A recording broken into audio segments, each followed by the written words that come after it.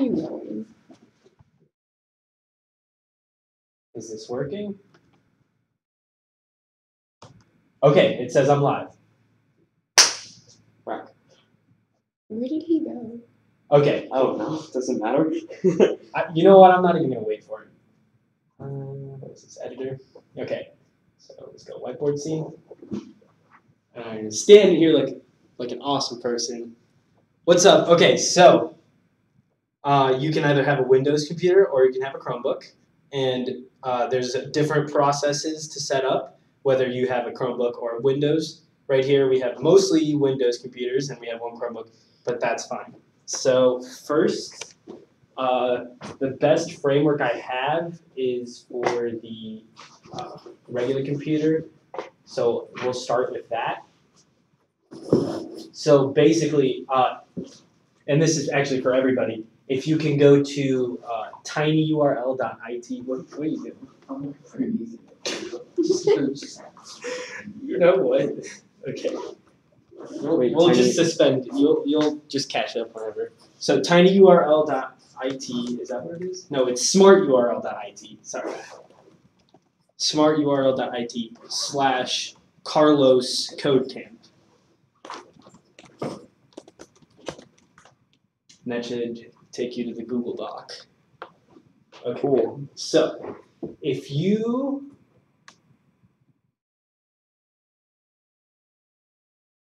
let's delete that. Okay, so if you have a Windows computer and you go to installing Eclipse and you click on that, it'll take you to a first website where it actually runs through literally everything that I'm going to do. If you are on a Chromebook, just go to codeenvy.io.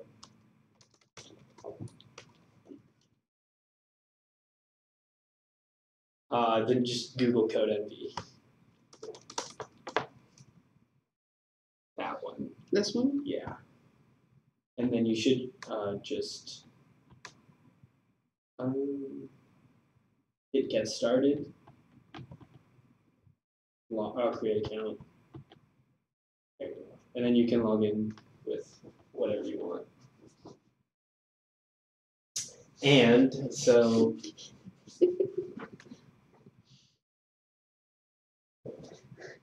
actually, It says I need to enter a company.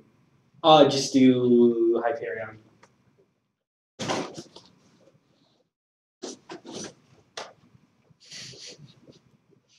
I don't know how much battery's on this thing, so you might be screwed. Maybe. No, it looks like you're good. Okay, so just log in.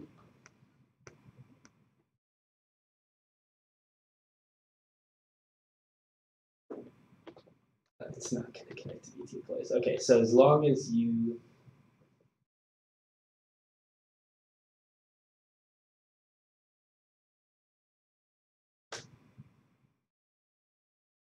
know what to do.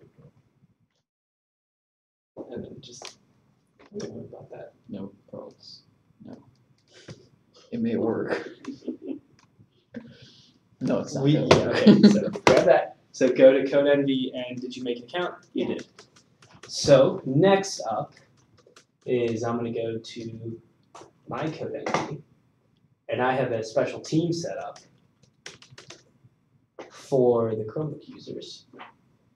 And actually, you might want to do this too, because that's how we work when we, you might all, I don't know, I remember if you did make, but if you don't, just make a CodeEnvy account. Okay. So members, add member. And then, so what email did you use? My school email. So it's M. Boffman. what's the year? 21.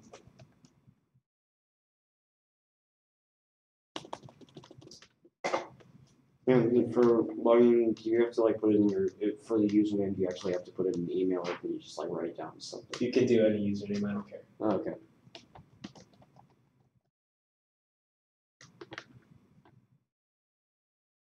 All right. Can you get a CodeEnvy? Just Google CodeEnvy.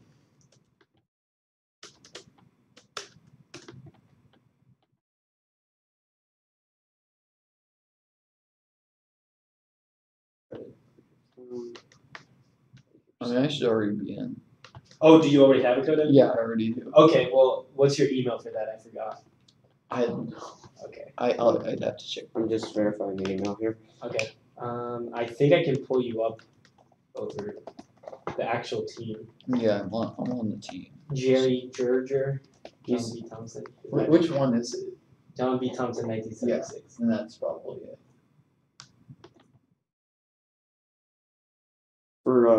For company, you said. I would just put Hyperion. It really doesn't matter at all. All right, cool. Once you're in, tell me what your email is, and I'll get you in too. It's incredibly long, so just say. Uh huh. It's Brendan.m.mcdonald. Yeah, 2 L's. @gmail.com. 2 L's.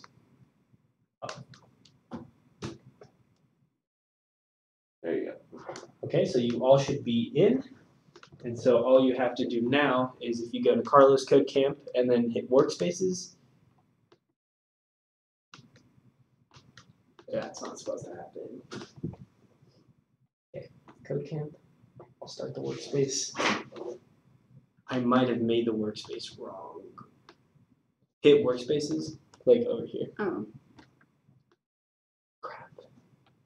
I made it wrong. That's fine. That's fine. It's fine. Everything's fine. No big deal. No, it's fine. Go to workspaces and we hit this one. And we go configure.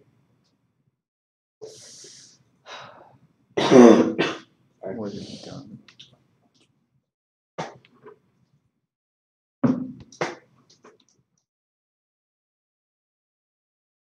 That's the problem. Okay. As long as it's in that one. There we go. So you guys should see Carlos Code Camp now if you refresh.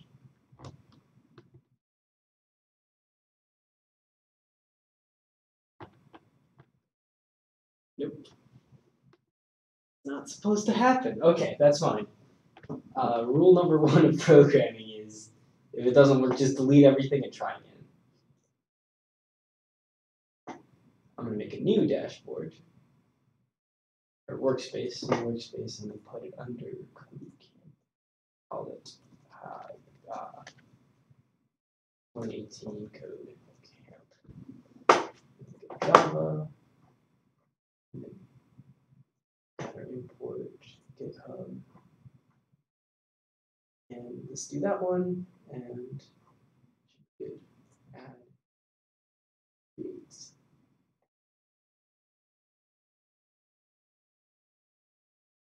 Now try refreshing.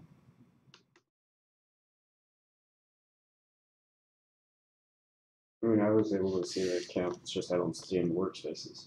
Yeah.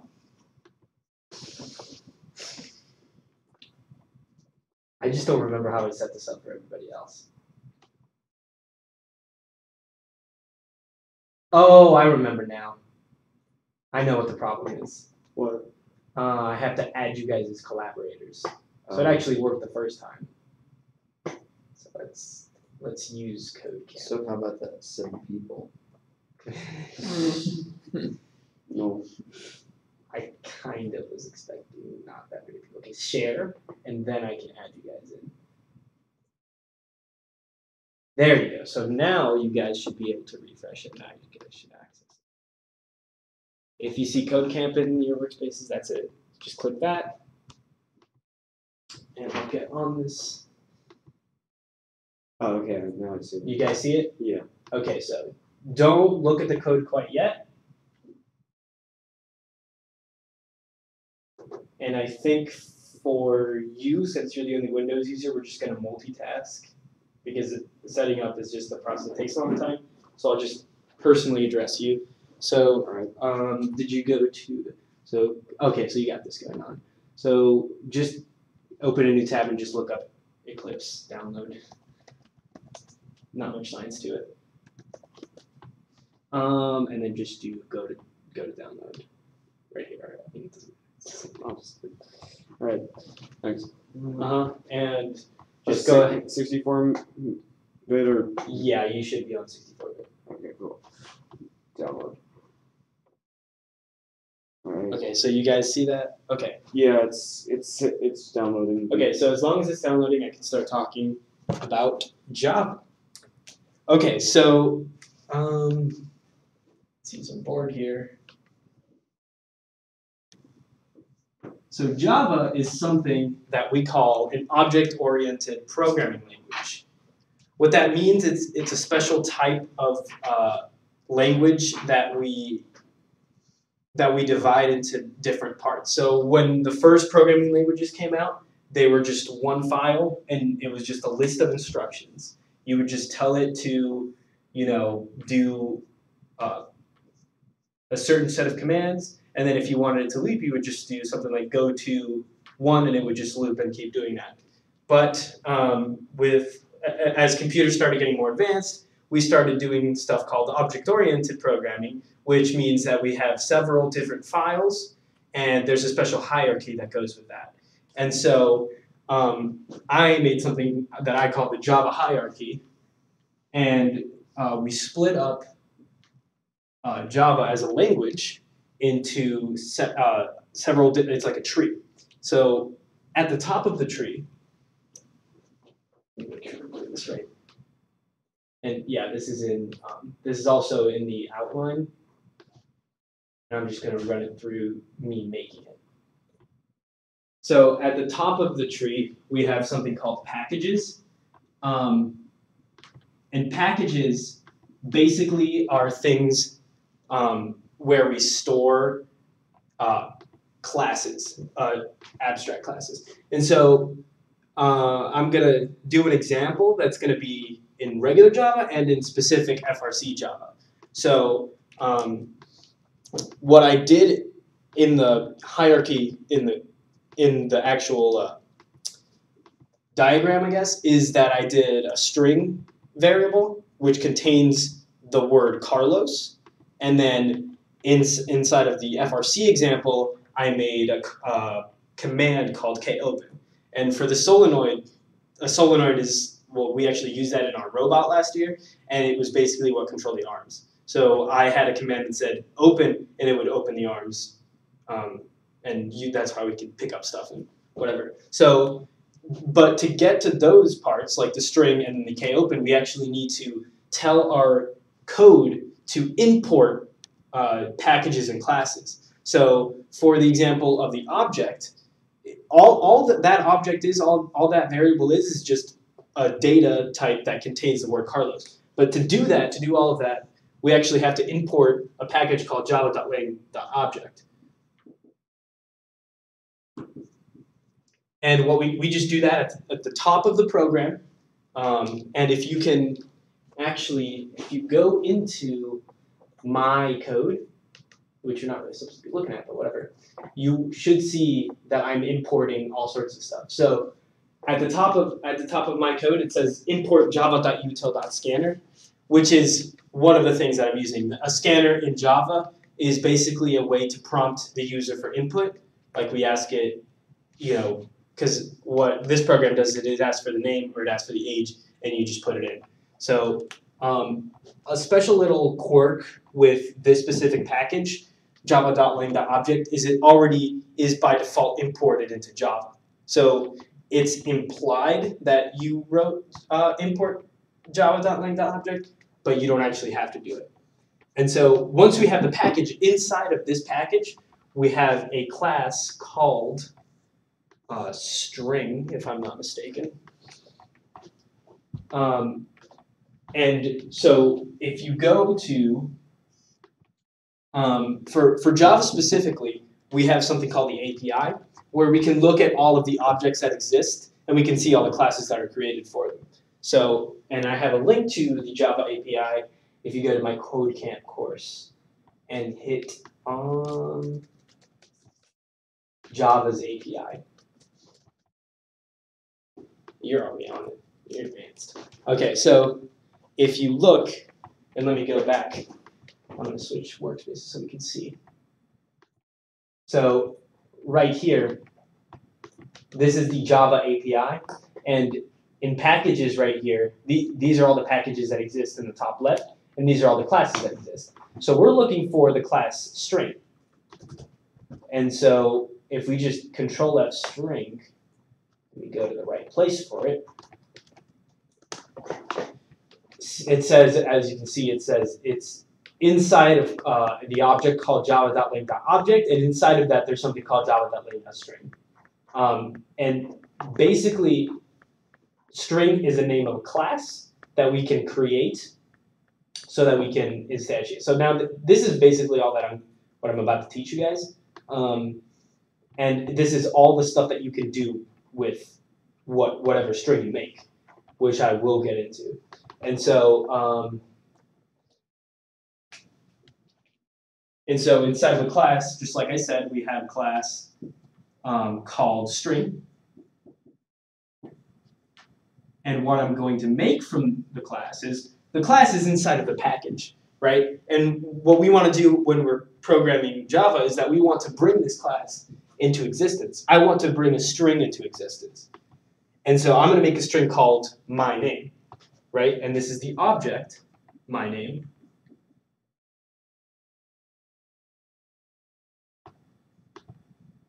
And so now you have an object that's made from the class string, but we're going to assign a value to this. We don't necessarily have to, but since it is my name, I'm just going to say that my name is Carlos. And if I run into anything that you guys need to ask questions with, just feel free, because I feel like I'm going a little fast. So basically, this is the example with regular Java. It is a little bit longer than what is normal, but this is just like the long way to do it. And you can actually, if you wanted to, you could do import java.lang.object, and the code would still run because you're importing something that is already imported. And so just real quick, the FRC version of it, and this is something that we actually use in our code, and I don't remember the name of the package, but for solenoid operation, when we make a solenoid, and when the person that designing the robot said, okay, there's X amount of solenoids, I have to actually go in, and I'm just going to write the short form, which is solenoid base. And so inside of the solenoid base package, there is a class called double solenoid, and it was just a decision that I made that we were using a double solenoid.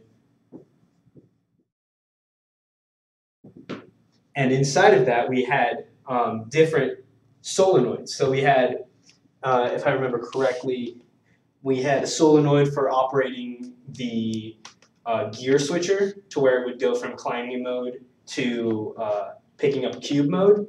And we had two solenoids on the arms, one on each arm that would open and close.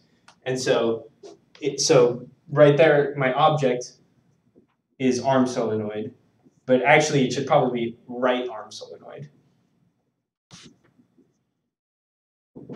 And inside of this object, once we create this object and bring it into our code, then we can actually write code for it, and we can tell, hey, right arm solenoid, open. And just the name of the code that we use to open the solenoid is just called kopen. So this is for every single variable, for every single object that you make, this is what you're going through. For some, you just have to, for example, for the string, you don't have to import this. All you need to do is move from here down. But for the solenoid, you actually do have to go all the way down. So I'm going to now teach you guys a little bit about the mechanics and how you actually write the code in Java. Do I have any questions so far? Yeah, there was a problem.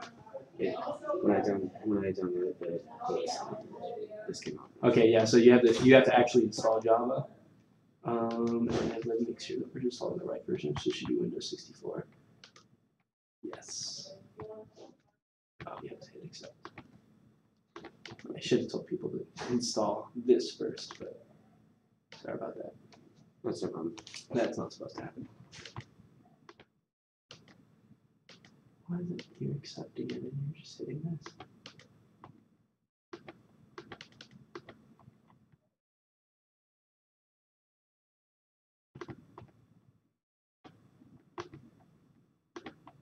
this website looks like it was made in 1980. That's not supposed to happen. Maybe Okay, you know what? Just go back in here in JRE, and then just download the JDK 1.8.0, and then hit accept it first, and then go to 64, and then hit that. There we go. Okay, cool. So now we're gonna look at the mechanics and like we call it syntax, and basically it's the equivalent in like a regular like language like English. It's the grammar part of it. Every single programming language has a different syntax. And Java, I like Java's particularly because it's fun, and you can really see the object-oriented programming because you can see where every project is, or where every part of the code is actually operating. So let's imagine this is our main.java, and actually let's divide it into two. So like I said, object-oriented programming, you're working with multiple files.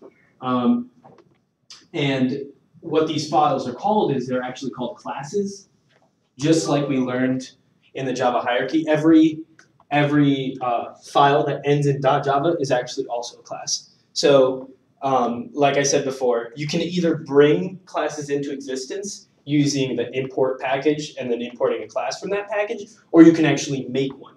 And when we program, we're making basically a class that contains all of the functions that we're running. And so when we're programming something that's not robotics, we use main.java, but in robotics, because robotics is just a little bit different, it's just robot.java. But it's the same principle. It's what we call a main class, which basically runs everything else. And I think using already the example from what you guys will be programming is what I have is the game that you guys are going to be programming is basically a human player versus the CPU, and we make it sure everything runs in main. So for this particular program, I have a class called computer player and human player because those are both physical characters that are going to be inside of the game. And so in robotics, the way that I had it set up is that I had the robot.java class, and then I had a function called autonomous that ran all the autonomous functions. And then I had a function called, not a function, a class called teleop.java that ran all the teleop functions. And then we made a special class for an encoder called mechanemencoder.java, and that's just stuff that we put in and then put it in our robot. And so inside of our main.java, we have what we call functions. So to actually interact, if we go back to our Java hierarchy, to actually interact with our code, we make functions that run this code. So, I mean, even a better way of illustrating this is calling this a function, and inside of the function we've got the code, but it's just a different way of wording it. So if we go back to our code env, and hopefully you guys don't cheat, what we call this public static void main, this is basically what runs everything else inside of our main class. So the actual nomenclature of this being called public static void main, that's just something that you have to memorize. Not even memorize, like if you're in Eclipse, it automatically does it for you. But yeah, this is a function, and this will actually run everything else. And then if we go to something like our human player here, and I'll show you guys with the robotics code example later on, public void set dead, these are all functions. And I'm going to make an example code up here where I'll show you guys what everything is. So let's call this class. So we've got our main class where we're going to write everything and run everything. And then let's call this class student.java. So somewhere in our code, because we're writing this, somewhere in our code, we're going to have a student or multiple students that we can make. So using this code, I can make unlimited amounts of students. Like I can make one for each of you, and then this main class would be whatever I'm doing with you guys. So I can make you guys fight, I can make you guys say your names. I can make you guys do whatever you want, as long as I write it here and then bring it over here. So just starting with nomenclature, in Java, and actually in a lot of other programming languages, we have something called camel case. And that's just a way, it's technically not necessary for Java, but it's just the way that all programmers work. And so camel case is basically, if it's a class, you start with a capital, and you don't put any spaces. What's up, man? How's it going? Good, good. We're just, we're just learning some stuff. I have no idea what any of this is. Oh, it's pretty. I hope I'm not going too fast for you guys. How was Europe? It was pretty good. You're gonna have to tell me about it. Yeah. Good stuff, man. Well, I'll tell you later. I don't want to interrupt your class. All right. Good luck. Yeah. Hey, we'll keep in touch, and we'll see you at the boat. Adios, people. Yeah, you have a good one. Okay, so like I said, in Java we have something called camel case, and this is actually good practice for every programming language. Like I program in Python and I use camel case. I program in C++ and I use camel case, and JavaScript you also use camel case. And what camel case literally means is, since we can't put spaces in files, because that's just how, no files really, at least it's not a good practice to use spaces in your files. To make something with multiple words while we're programming, we just make the next letter a capital. So if we're making a function, you start with a lowercase, so I'm gonna make a function called do this. And now, right now our code doesn't do anything because I didn't make it do anything. But as you can see, it's one word, and you start with a lowercase, and then you start with a capital here. And this is for a function. Short form is just fxn. And when you have class, you actually start with a capital. So I don't even need to know.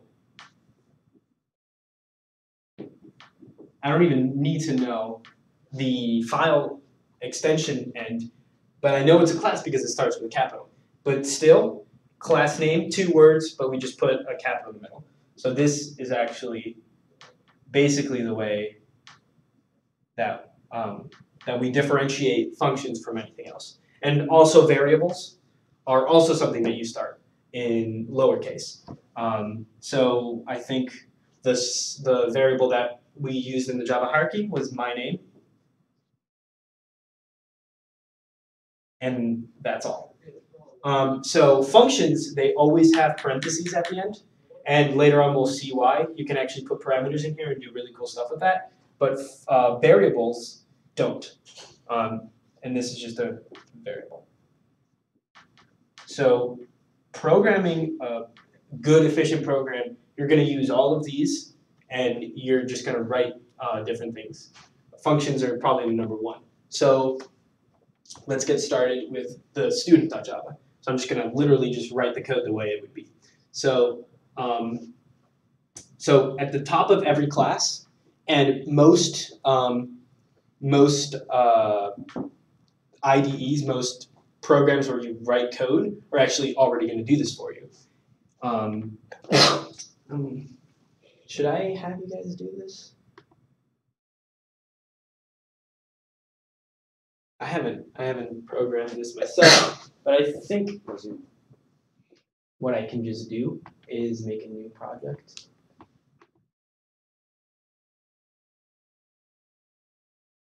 I'm just going to create a project, and I'm actually going to, who wants to be the person that turns what I write on the board to actual code? Do you want to do that? Sure. Okay, so I'm going to write it on the board, and then student.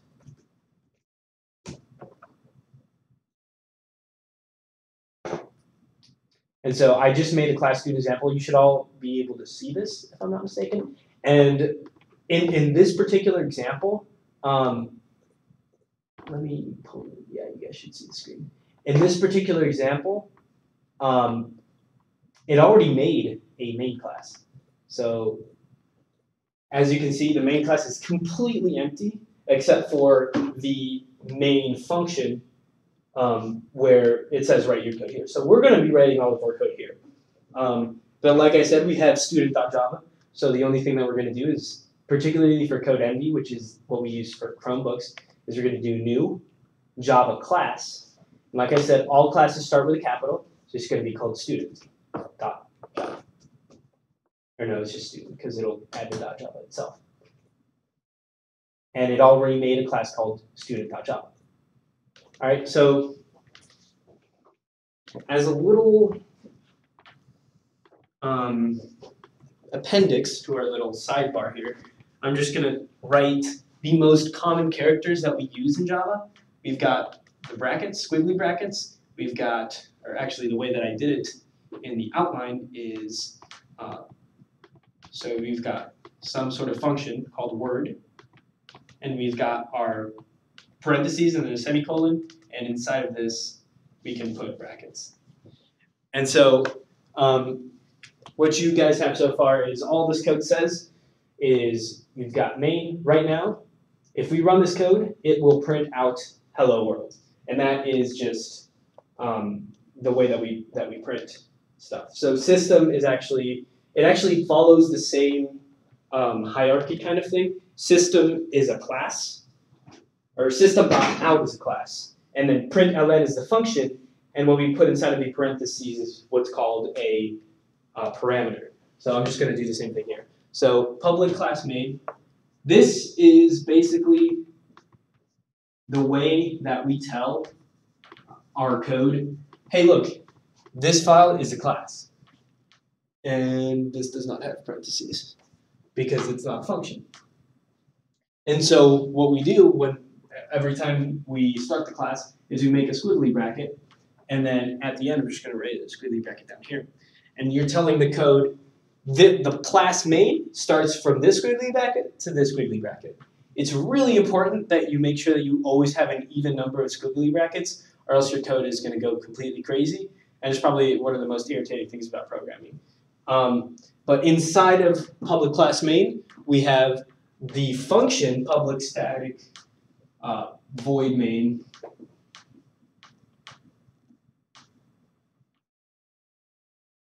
Actually, I'm just going to write PSVR because you guys can see it. PSVR string args. And we've got another squiggly bracket, and then we're going to put another one down here. And we're going to add something called a comment. And I'm just going to write code here. And a comment is whatever we start with 2 forward slashes. I think those are called forward slashes. Whatever, a slash. When we put 2 slashes and then write anything, the program and Java is going to ignore that. So basically, in front of every function, I usually write double slash and then tell the human that's reading the code what the code does. Or also for me, so I can remember what that part of the code does. Because when you've got bigger programs, it's kind of hard to tell what you programmed it to do. So I always like to put comments in front of almost every function and then just say, you know, this is where the code goes. And so what this code does right now is it just goes system.out .println. This is called a function. We're using the system.out class that's already imported into, because we haven't imported anything, so it's by default imported, and then we just do hello world. And we open parentheses and then put the string hello world in quotes, and then just put a semicolon at the end. Semicolons tell Java, hey look, this line is ending and the comment's here, because I think you can technically break something like this into different lines and it won't care because it's just looking for the program end right here. So text, let's remove this right here and I will talk about data types. I'm probably going super not in order, but this is just a better way. So data types.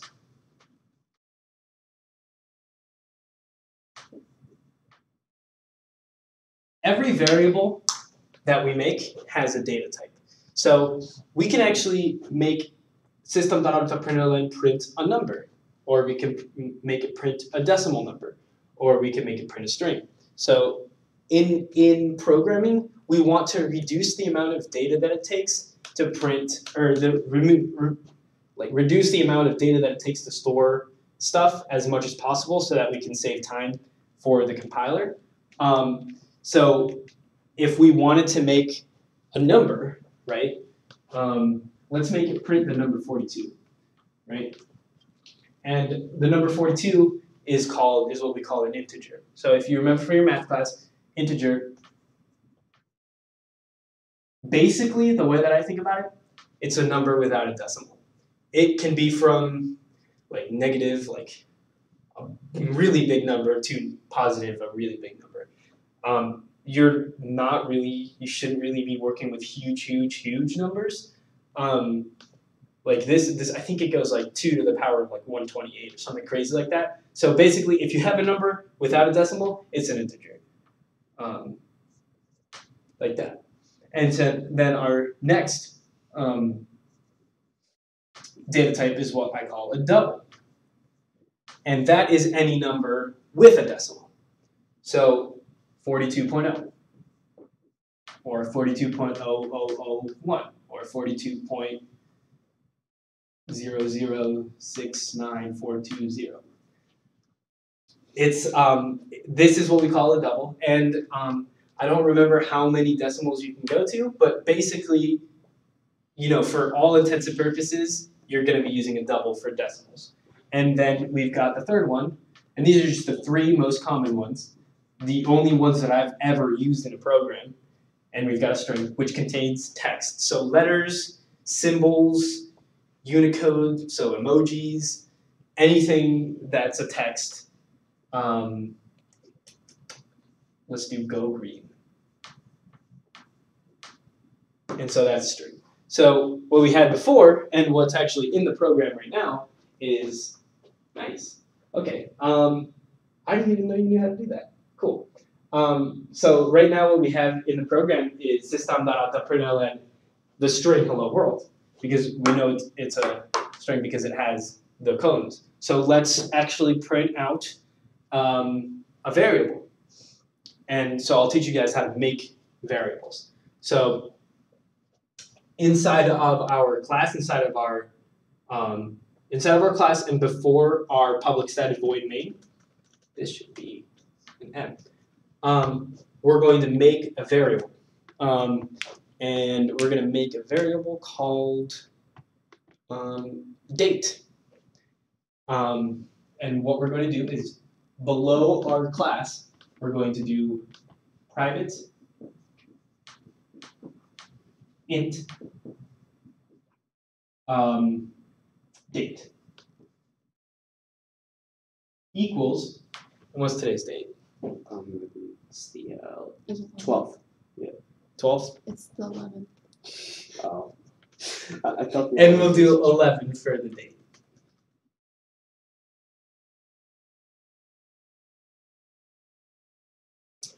And then, So now, private and public, that is basically telling the code what can access that part. So if I make a public variable, then any class inside of the folder can access it. And if I make a private variable, only this class can enter it. And it's usually good practice to make every variable that you can private. For example, in my robot code that I'll be showing you, every single variable is private. And you're usually just going to want to do private unless you're doing something a little bit more advanced. So all we have to do now is, if we want to print out the number 11, is we just do the same thing that we did before, system.println. And now we're not printing a specific text, but we're printing out date, which is the name of the variable that contains the number 11. And so we just do date here. And since we're not printing the actual word date, we don't put this in quotes, because if we did that, it would just print out the word date. And so then we just do semicolon. And once that's done, what we're going to do is we're going to compile it.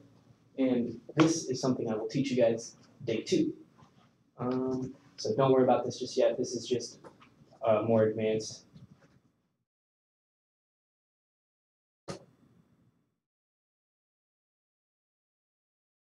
Oh, that's the wrong program. Student. And then CDSRC.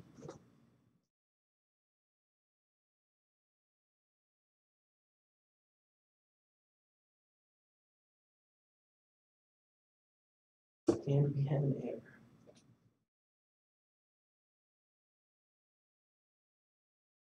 Okay, I know what we did wrong.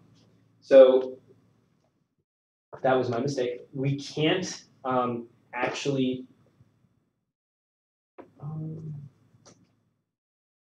see if this works, and then I'll explain if it's actually right. Date.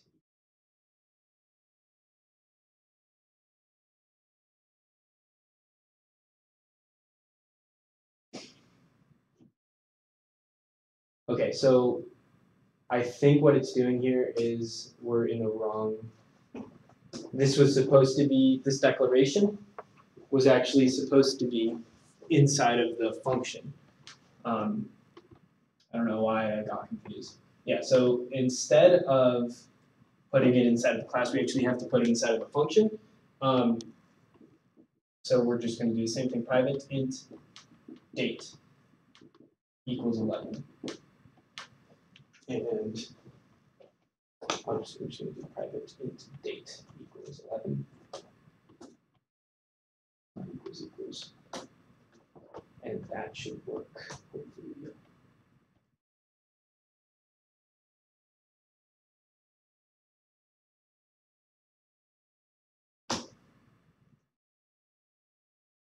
Do this one.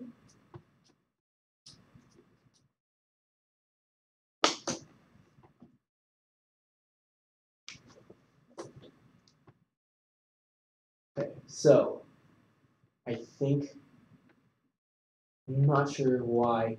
So we had to make it public for this. I know why. So the reason why we had to make this public is because this is a public function, and we have to make a public variable. So so when we don't put anything in front of int, it's implied that you wrote the word public. So it's by default public unless you tell it to be private. And since this is kind of a really simple program, I did just make it public, but once we start working with our the Danjin, which is the name of the game that we're going to be making day 2, we're going to be having mostly private functions, and then we can access them here. So right now, we're just printing the date out, and as you can see in the bottom here, below all the double mistakes, is it actually prints out hello world first, and then it ends, and it prints out hello world first, and then it prints out the date. And just a little side note, this comment has to be, let's see,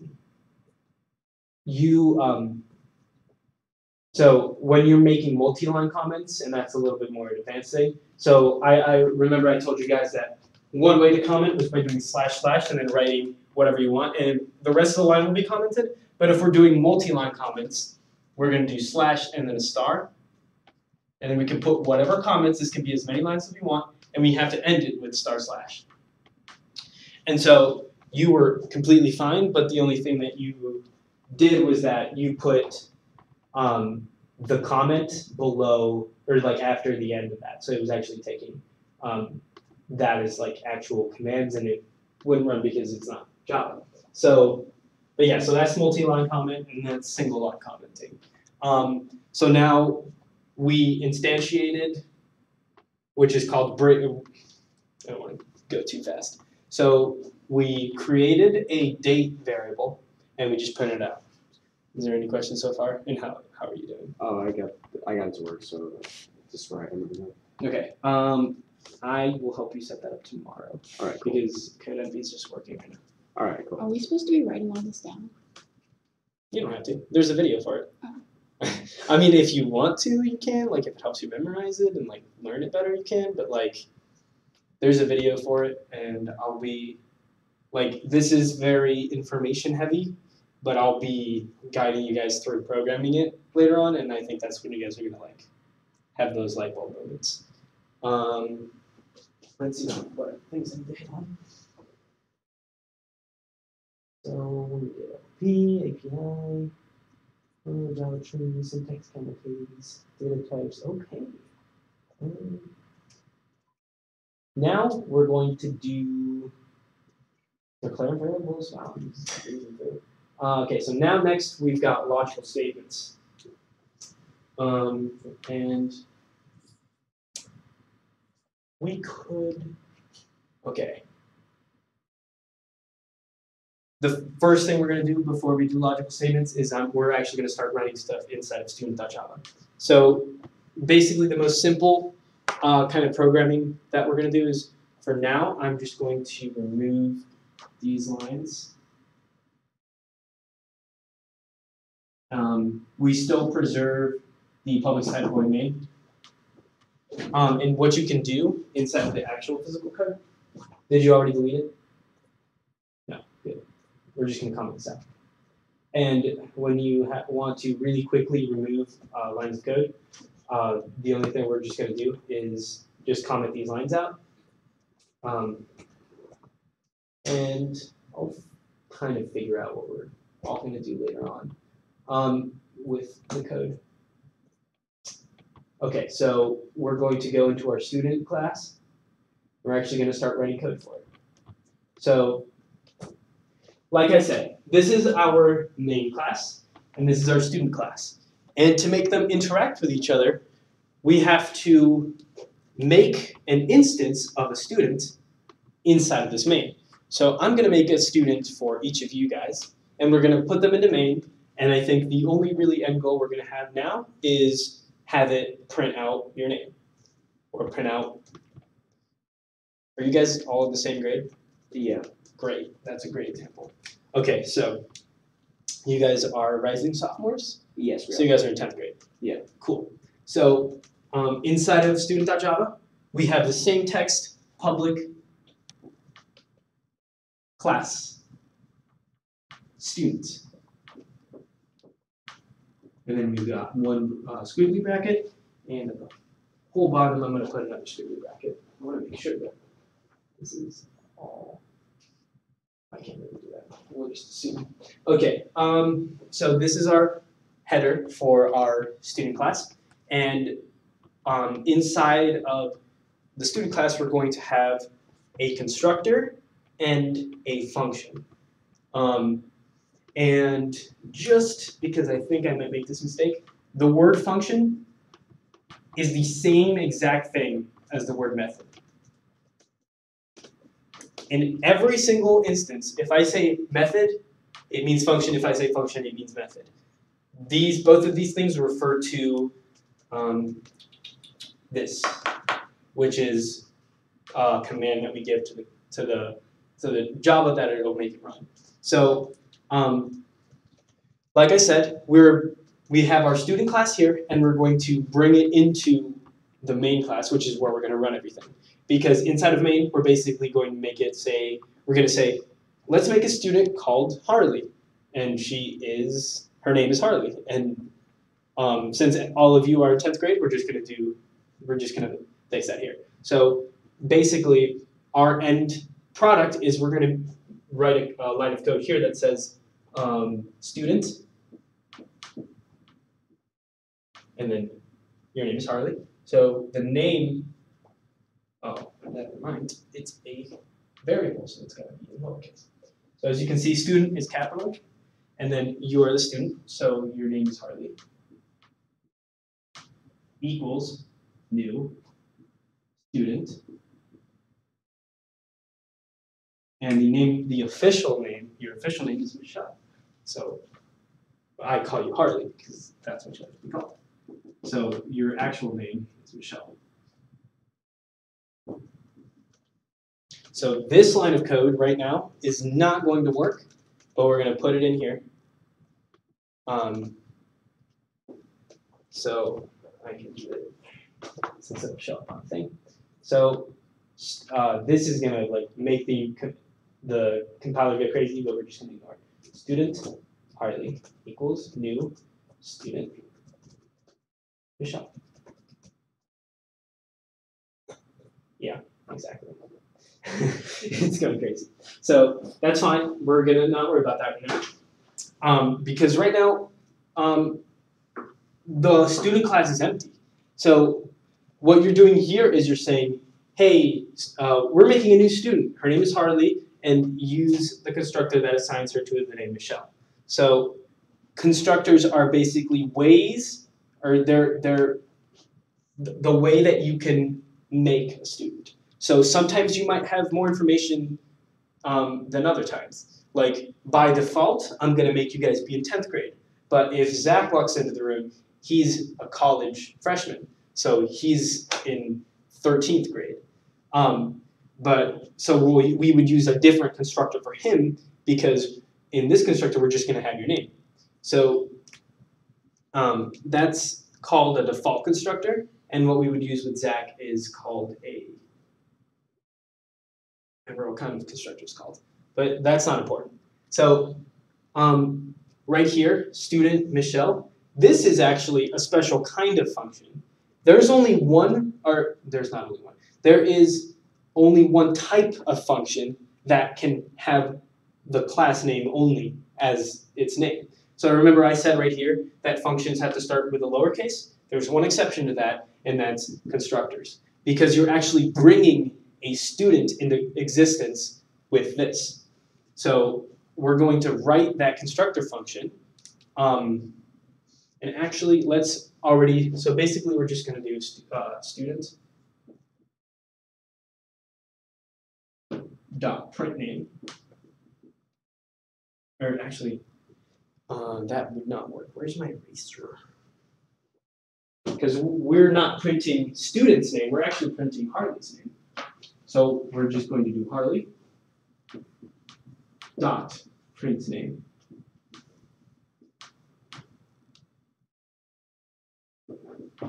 And we're also going to program this, and right now the code is going to go crazy if we do it, but I'm going to do it anyway, because we know that we're going to make a function inside of our student class called print name.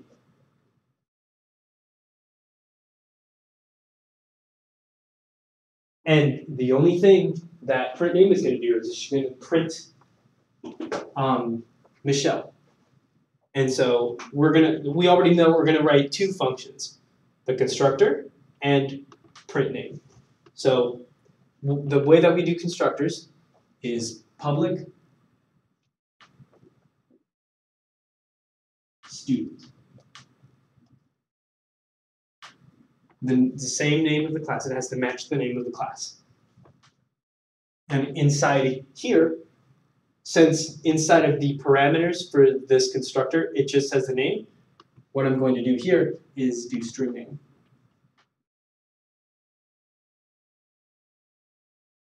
And then we've got a bracket and a bracket. And so this is all one function. And the reason why we do string name here is because programmers are not the best at not making mistakes. So usually we do string name so that if I put a number in here, if I put 12, it's going to be like, whoa, whoa, whoa, whoa, whoa. You told me you were giving me a string with her name, and you just gave me a number. So you messed up. Because your name is not the number 12. So her name is Michelle. So what we're going to do is we're going to have a variable up here called, you're just going to do private. I hope this works. I don't remember. I don't know why the last part wasn't working too well, but it should work. So private name And we should have it work. Unless I'm like going crazy. So we got public class student and then public student. String. Right, good. So that's okay. You know, Eclipse or CodeMD has a way to like, it's really messy. It's 1, 2, 3, 4. Okay, what's this? 1 second. Okay, we're not going to pay attention to that. So if we go to actually go to GitHub, let's look at my code so that you can see more than one example. So if you have a computer player here, this is the same thing as student, but this is just much more complex, and this is what we're going to do.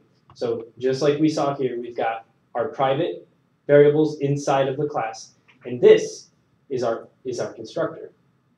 So inside of this constructor, it's different because I didn't say that a CPU had a name.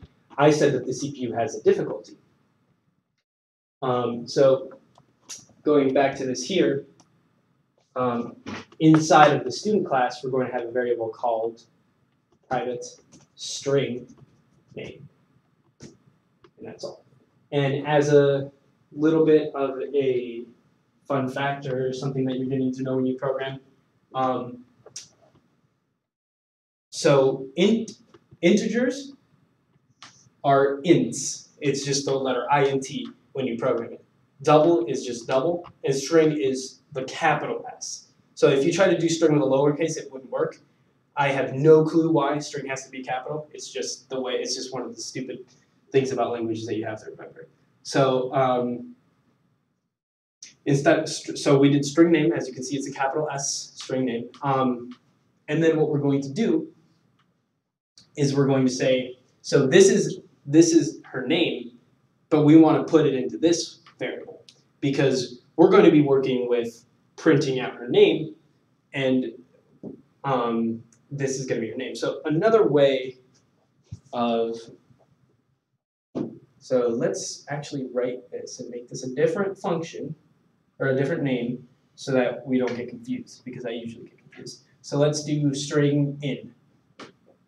So the variable in inside of our constructor is going to represent whatever the user types, as long as it's a string. If he types just a number, it's going to break. So string in, right?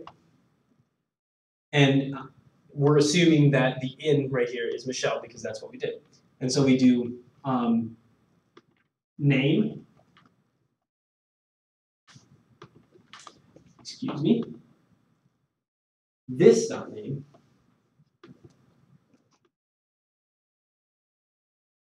equals in. The reason why we do this dot is because there are, inside of this whole program, there is more than one student. So I need to tell it it's whatever this one is. So in this case, Harley just means this. So inside of constructors, it should be pretty much the only time you use this dot. It's usually bad programming if you put this dot anywhere else, but in this case, we're saying this dot name, so the name variable inside of Harley is whatever the user types. In this case, Michelle. And that's actually all we need to do with her name. And the only other thing I'm going to do is, and I need a little bit more space. So let's just draw an arrow, and then we're just going to do private int grade. Because remember, I said that we were going to make it print y'all's grade. So we're just going to do grade, or this dot grade. This dot grade equals 10. So that's everybody's grade here. And that's all we need to do with that, with this specific function. So we're going to close out this constructor, this squiggly bracket, and I'm basically just moving this up there so we can keep programming. This stays down there because it's this one. So just every time you finish writing a function, 1, 2, 3, 4. We know it's an even number, so we know we're doing the right thing. So we're going to write another function called print name that's going to print out the name of whatever is in this class. So the way we do that is we also do public. Now, it's not going to be called student because it's not a constructor anymore. But what we're going to do is we're going to say, what kind of function is it? Now, just like I said, we could do public string and then something. We could do public double and then something, public integer and then something, and it would return just the data type. But we don't just want to return a value. We want to make it do something. We want to make it actually display Harley's name on the screen. So the way that we do that is called void. Void is command. It's a physical thing that you're doing. So with robotics, bringing it back to robotics, I would make public void pickup cube. And I would write the code to pick up the cube, and then it would pick up the cube. I didn't need to return any values because I wasn't working with any values I needed to return. So public void is the preface of it, and then we're going to write the actual function in. As we can see right here, it's going to be called print name. And we're not going to put any parameters in it because we don't need any parameters. The parameters would go inside of here, just like here. This is also a parameter, but we're not going to put any parameters. And then we're just going to write a squiggly bracket right here. And the only thing that we're going to put inside of here is system.out.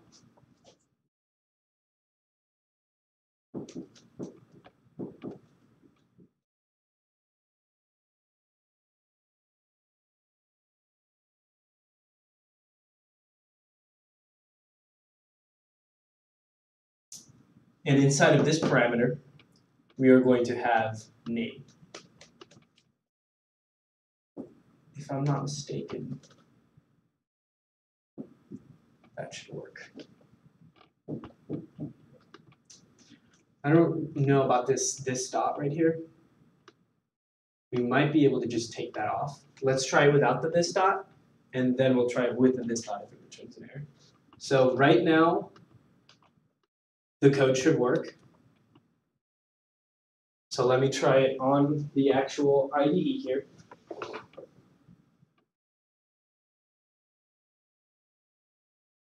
Okay, so this public class students, all of this, let me see. This actually goes inside of our student file. I forgot to mention that. So, okay, here are we working. Okay, yeah, so if you go ahead and paste that in, we make sure that, one second. Let me just. So you know how you wrote public class? Oh yeah, this is public student. Okay, so I'm just gonna copy this real quick. 1, 2, 3, 4, and you actually rewrote public class student. So I'm just gonna put it inside of this one, and then just delete this one if that's okay. I hope I didn't lose anybody. Now let's see. 1, 2, 3, 4, 5, 6, 7, 8. We should have an even number.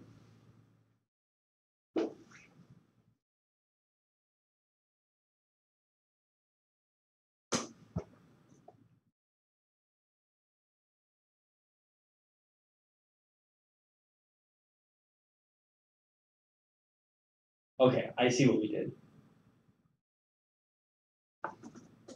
So I started to write the constructor function and then I didn't finish it. So what we're going to do here is of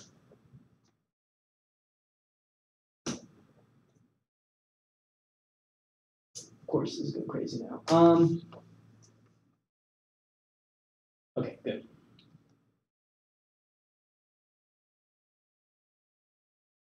And this is just one of the quirks of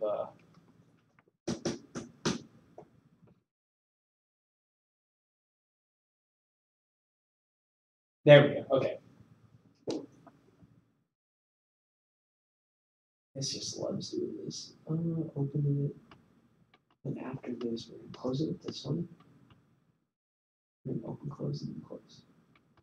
So right now, the thing that it's kind of being finicky about is it's being a little bit finicky about the placement of the brackets. So our bracket placement over here was right because we just open this and we close, open, and close it, and then open, close. So that was an odd number. That was my bad. This is still an even number. So Code Envy sometimes tends to be a little bit late on the underlining, and sometimes it does this thing where it just underlines everything, but we're just gonna ignore that. So Java C star.java and Java main. Now we're probably gonna get some errors. Okay, so this is called debugging. So we did get an error, and it says student.java : 19, and it says semicolon expected. So if we go to our line 19 here, it says there is a semicolon expected, and we did forget to put a semicolon. So we just put that semicolon because we're finishing the function, and we should be able to just run the same thing, and it should hopefully work.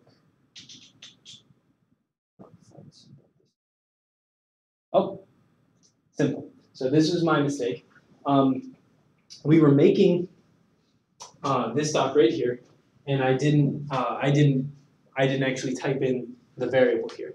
So the reason why I returned this error is because inside of our constructor, we're like, hey, you know that grade variable? That's 10. But the compiler's like, you didn't tell me that there was a variable called grade.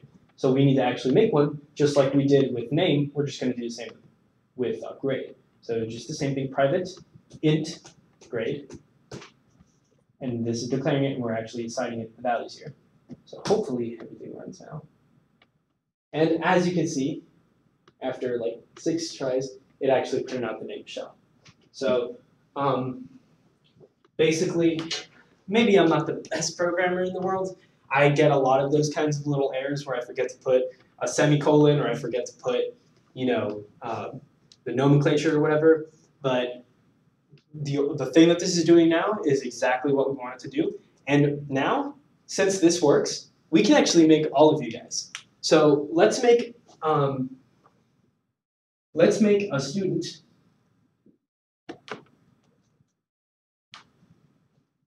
What's a nickname for you? What can I call you? That's not your actual name. John.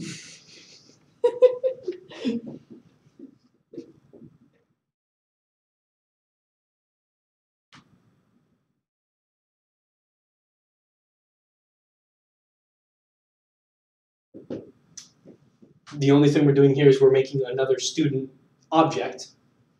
This time it's going to be John, and his actual name is Aiden. And so how about you? What's a name I can give you? That's not your name. Declan. Can you spell that out for me? Yeah, D-E-C-L-A-N. Okay. And what's your actual first name? Brendan. Sorry, I forgot. It's okay, man. Like, I probably knew it if I really thought about it, but okay. So,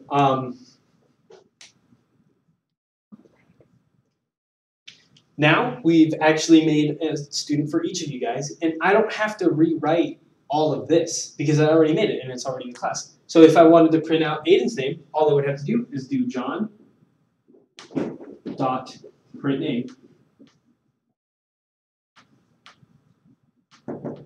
And then Declan dot print name.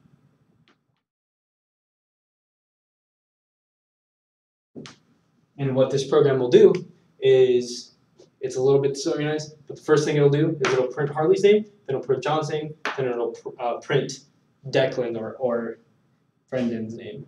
And this is their actual legal names. So if we went ahead and did that in here, we're actually going to do this in the correct order here.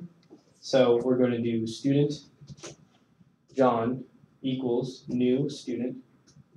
And here it's going to be Aiden. student Declan, who's a new student Brendan. And then here, oh, for our semicolon.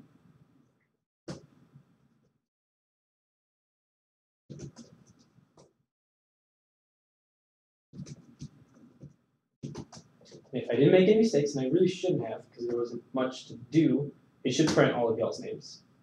Yeah, so as we can see right here, it printed out Michelle, Aiden, Brendan. That's the most basic kind of programming. It really doesn't get any more complicated than this. It's just more stuff.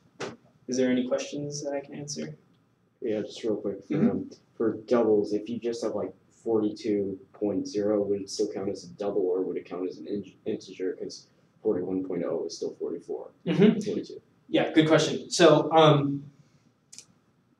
so basically, if it's 42.0, it's a double.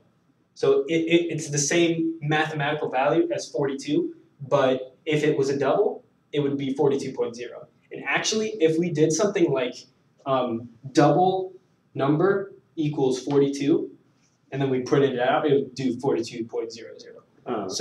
So yes, so doubles always, even if they don't have a decimal value, it always does .00. All right. Any other questions? So it's constructor and what else? For what? For functions. Yes. So the only functions that can have the same name as a class are constructors. There's different kind of constructors. There's default constructor and instance constructor, if I'm not mistaken. Don't quote me on that, but those different kinds of constructors, you don't really need to know. All you need to know is that it's just a constructor. And a constructor is what brings a class into existence. So this is a constructor, or this is this is a line that constructs it. This is our constructor, but we're using this constructor to make all three of these students. Okay. You said you were making these into videos. Where would we find the videos if we wanted to reference them? They're going to be on YouTube. This whole, the screen, this is on YouTube, and then the feed of my thing is on YouTube too. All right, cool. I'll give you guys the link for sure. It'll probably be, I'll just put it on the doc. All right, cool. Okay, so now, I think the next thing that we can really jump into is conditional statements. Or actually, real quick, just because we have the time to, because we were working with grade, so let's actually print out y'all's grades because you guys are all in the same grade. So, let's see. I can also add myself. Okay, so public void print grade. And as you can see, for these, I'm using camel case, and we don't need any. Keep doing that. We don't need any parameters inside of these parentheses because we're just putting out a name, and it's a simple operation. And the only thing we're going to do here is system dot out dot println and grade. And close this out with a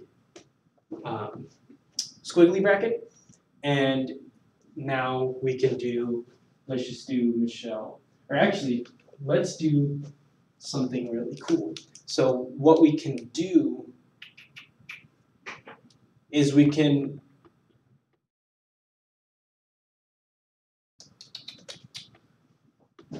it's a little too advanced. I don't know how that works. So we'll just print out system dot out dot println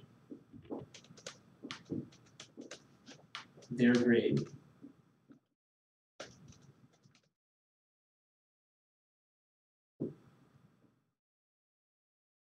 so it'll just print out the word their grade, and then on another line all we have to do is, since you guys are all in the same grade, I can just do Harley dot print grade.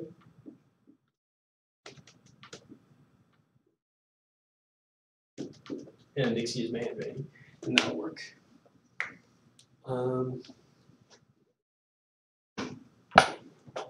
Yep, and let me run it real quick. We forgot a little semicolon, and run that again. It should print out the letter. Yep, perfect. So, yeah, and another little bit that I kind of forgot to tell you guys is what the LN means. LN means new line, or line new. And what it does is that, I don't know if you guys noticed, but every time we used a print LN function, it would print out the text, and then the next thing that it would print, it would be on a new line. So if we actually wanted to print more than one thing on the same line, it would just be system.out.print instead of print ln. But I basically always use print ln because when you're printing something, you usually just want the next to be on a different line. But sometimes if you're printing out stuff like, I mean, I could have done print their grade.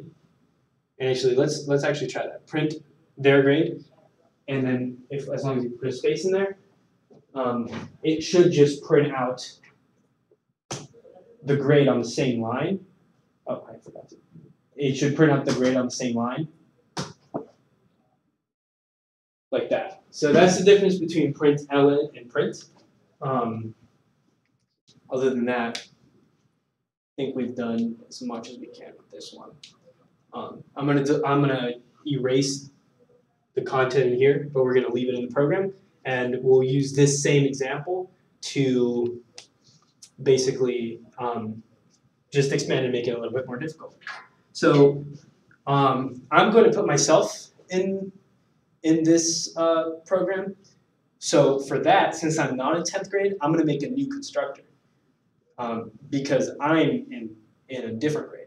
So basically, the way that we're going to do it is if the student that we're making, if we don't specify a grade, they're going to be in 10th grade. Otherwise, if you specify the grade, their grade is going to be the grade that you tell them that it is. So I'm going to just remove these functions. And we're not actually going to delete those from the program because we're still using it. The only reason I'm deleting these or erasing these from here is because I want more space to work with. And I'm going to leave the top constructor the same because we're basically making the same thing with a little bit more complexity. So, like I said, this time we're going to have another parameter here that's going to have an integer, which is age. So same thing. So public student, public student. And the reason, again, why this is public is because we're accessing it in this class, and it has to be public. If we did private, it would block it from accessing it, and you wouldn't be able to work with it. So we're just going to be public student, and here this is going to be string in.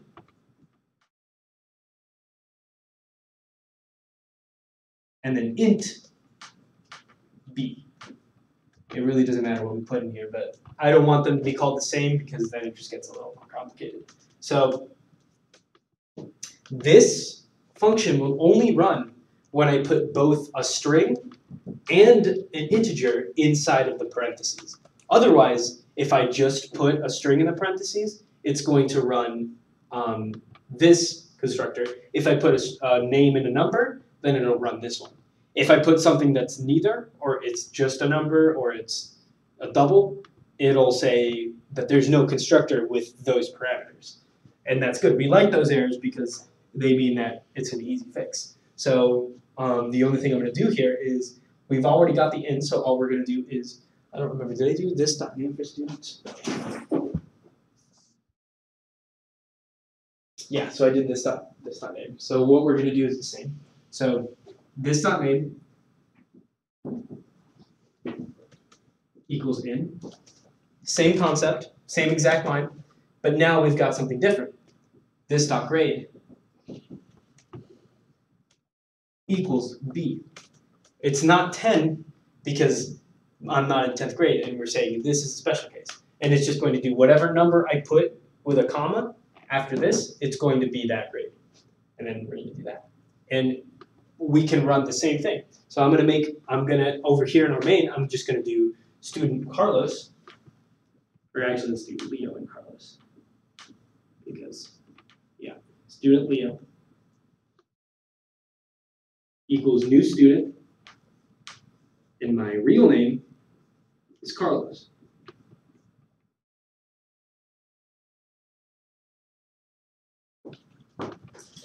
And so now we can do Leo.print name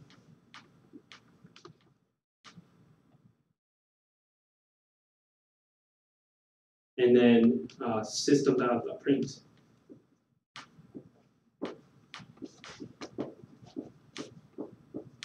And in this parentheses, we're just going to do grade colon, and we're done printing that line. And on the same line, we're just going to do Leo dot print grade. And so what this should return is all of you guys' names, and then it'll say their grade and then that. And then in the next line, it'll print my name, and then it'll be grade, and then my grade.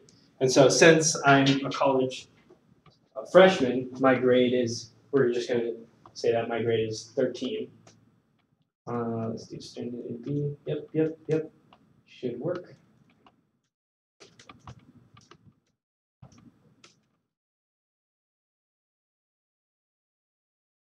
Good. We're just going to remove this straight C right here. Yep, and it should all work. Okay, so we have a little bit of an error, cannot find the symbol. And that is because strings are capitals. So as long as we make that change.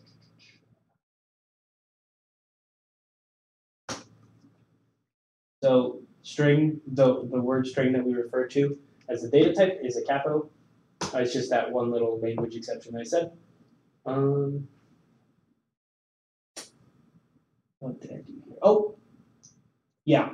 So I made a mistake, but that's a good example. So right here it said Carlos, and it said, let's add a little line that says system.out.print.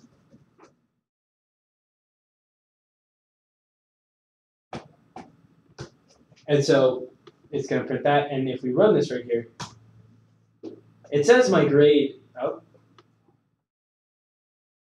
Leo.print name. So it's going to say Carlos, and it's going to say my grade is 10th grade. And the reason, grade, okay, I'm tripping. Print name is going to have to be above me saying grade. So this is just going to be Carlos, Leo.print name. Okay, so right here it says that my grade is in 10th grade. And the reason why that is because we use the constructor that we use with everybody else. So it says, I told my program, if I don't give you a grade, they're in 10th grade. But I'm in 13th grade because I'm in college, freshman. So all I have to do is just do comma and then the number 13. And this, we go back to our student class, and I don't know why it's doing that, but this is actually right. We go back to our student class, and it'll see, okay, it's not using the constructor that doesn't have a grade. It actually is doing a constructor that has a number. And so just by making that one change, it's going to change the whole program and make me print out that I'm in 13th grade. So these are two different kinds of constructors, one for each case.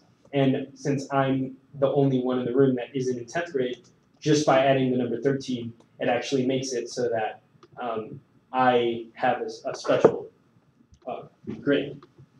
Let's see how else we can do this. Okay, so now we're going to take it up one more notch, and we're going to talk about conditional statements. Now, conditional statements are also super useful for robotics, and they're super useful for programming. And there are, yes, I can do, let's see what we can take out. I'm going to make space here, a little hole. This will be a little section where I write information that's not code. So there are 4 kinds of conditional statements, but I'm only going to teach you guys 3 because the 4th one is just, I don't like it, and I'm not going to teach it because I can find a way to do it my way, and I'm teaching the class, so it's my way. So the different kinds of conditional statements I'm teaching, if I can choose them, right here. So we've got the if statement, the while loop, and the for loop. And let me switch to the full screen right here for the streamers watching. And so we've got if statements, and I'm just going to write the word if, and then while, and then for. I'll try to find a way to integrate all of these.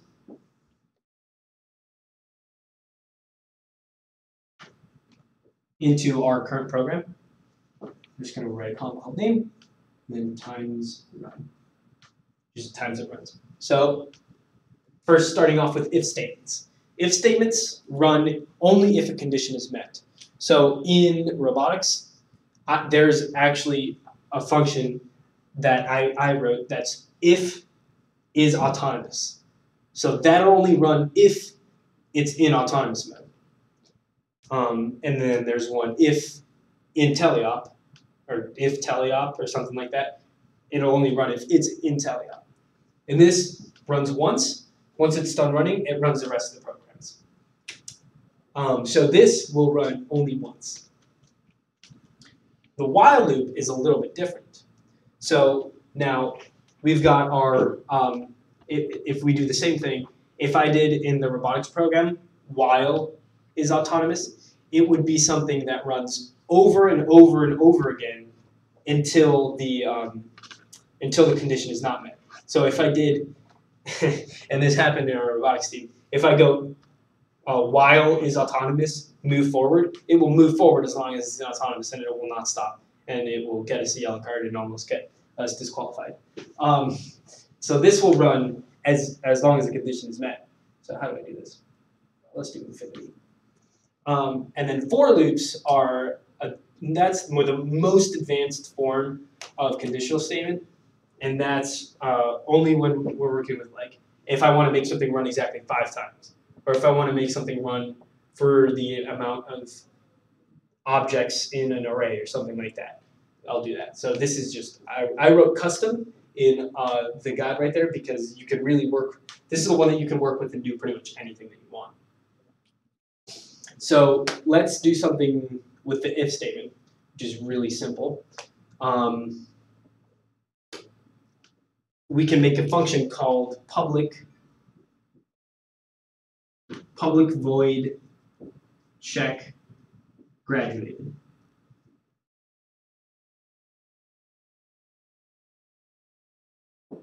Excuse me.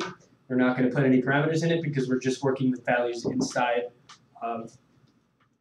We're just working with values inside of our student. And so what this function is going to do is it's going to check. It's going to say if this person's grade is greater than 12, then they're graduated. If it's less than 12, then they're not graduated.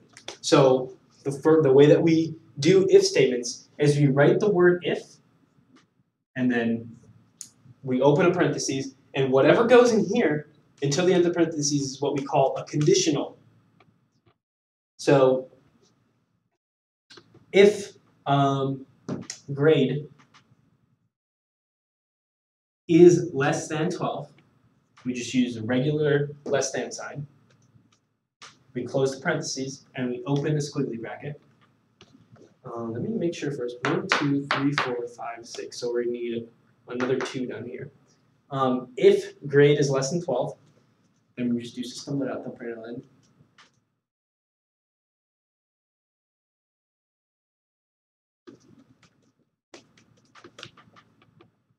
Graduate.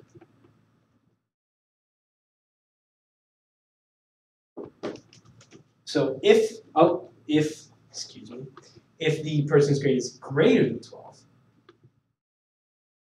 then they're a graduate. And so we're going to close this statement right here. Actually, let me just put it under this one. So we close the statement right here. And now we need an else. So like, what if it's greater than 12? If we run it like this, and it won't print if it's not a graduate, it only print if it is a graduate. So I want to print something that just returns not graduated if the person hasn't graduated yet. So else, and this is called, it's now changed into an if else statement. It's still technically a type of if statement, but it's not if else. Else, and we don't need to write. We could do something like else if grade is less than 12, which actually is technically the better way to do it. But I basically know that if it's not greater than 12, it's less than 12 because that's how math works. But I'm just going to do else system dot out dot println not graduate.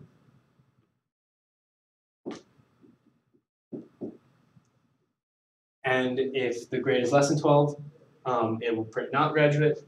We close this bracket, and we close another bracket here. So 1, 2, 3, 4, 5, 6, 7, 8, 9, 10, 11, 12. We have an even number, so I know the program works. And now we code it in here, but we also need to code it inside of main.java. So we're going to go into main.java, and we're going to do, let's do Harley dot check graduated.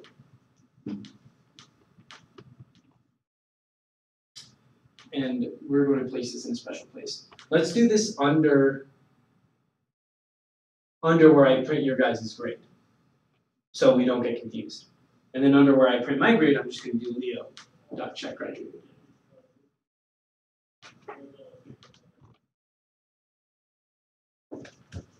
And what this should do is it should,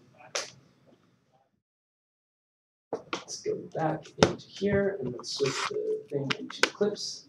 I'm supposed to leave right now, Okay, so that's fine. Thanks for staying. I hope it wasn't too confusing. it wasn't. Okay, so we'll go, thank you, Carlos, that's special. Yeah, this works. Let's try it.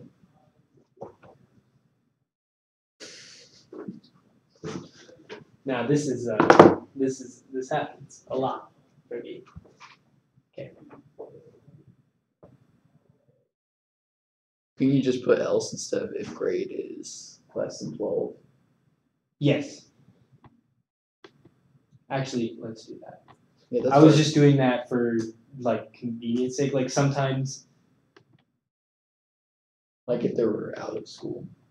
yeah. So like, if we were implementing a third possibility, like you said, like if they weren't even in school or like they dropped out in high school or something, then or something.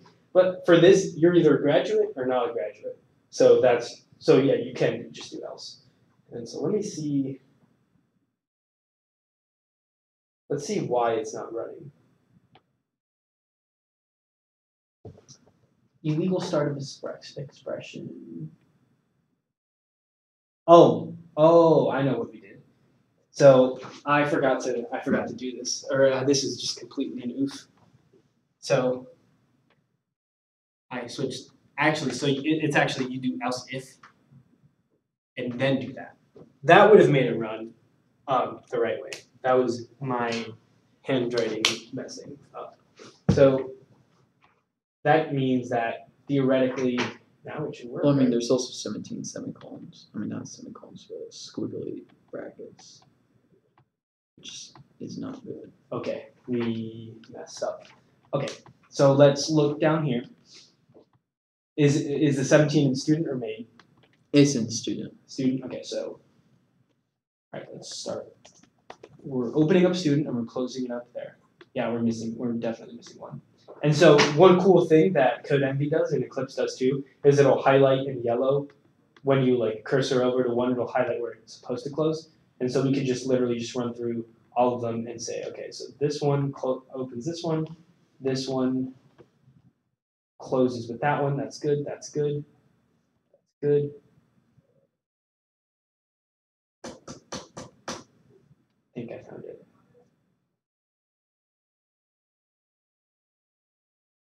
Yep, it worked. Yeah, so we just put one more than was actually needed. That didn't work. We didn't do the. Did we not add check red? We didn't do the check red. Okay, yeah. So you can go ahead and do that.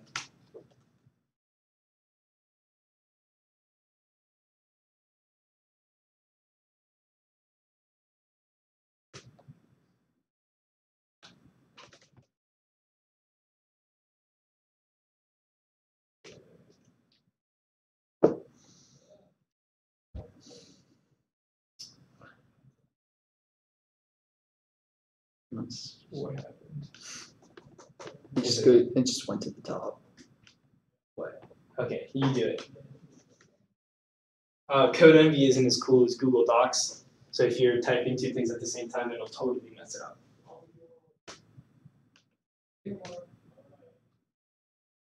I think, yeah. Do you guys want to make it fight? Do you guys want to make us fight? I'm down. Like if you guys like, we're at the point where we can do that because we know how to use the API, we know how to use conditionals, so we can make each other fight. So I'd be willing to do that. You're like ahead of schedule or something? No. This was more of an open thing to where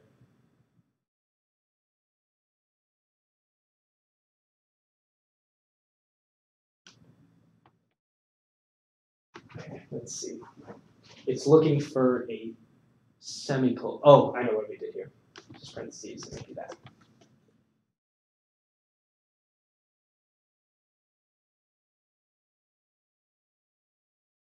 Yeah, so basically the way that, yeah, that works. So basically the way that I wanted to structure this is I wanted to teach you guys the basics, and then most of this is just going to be, I want to basically, actually day two's program is actually going to be like a legit game against the CPU, and we're going to like fight. It's going to be like one player versus CPU, and it'll generate a bunch of random numbers. Now, let me make sure, I need to go through arrays first before we even start doing anything. Don't they start at 1? Do arrays start at 1 or 0? They start at 0. And you spelled hardly wrong. How did we spell Hardly. Yes. Yes. So yeah, that works now. So it'll say that any number less than 10 or less than 12 means that you're not graduated, and any number greater than 12 means that you have graduated. So now we're going to talk about arrays. And yes, last season in robotics, I made our robot accidentally almost put the cube in the wrong switch because I messed up one of the things that I'm going to be teaching you. So. Did you accidentally put it at 1? Huh? I did. I accidentally made the array start at 1 where it actually starts at 0. And I'm just happy that I can use this as a learning experience. And you know what we're going to do, because Hollers is going to see this.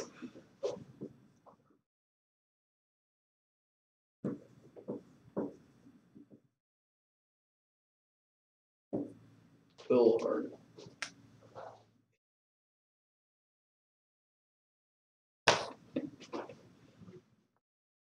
Maybe actually, I want to see if we can. I'm probably going to break something. So let's just physically turn this around. okay.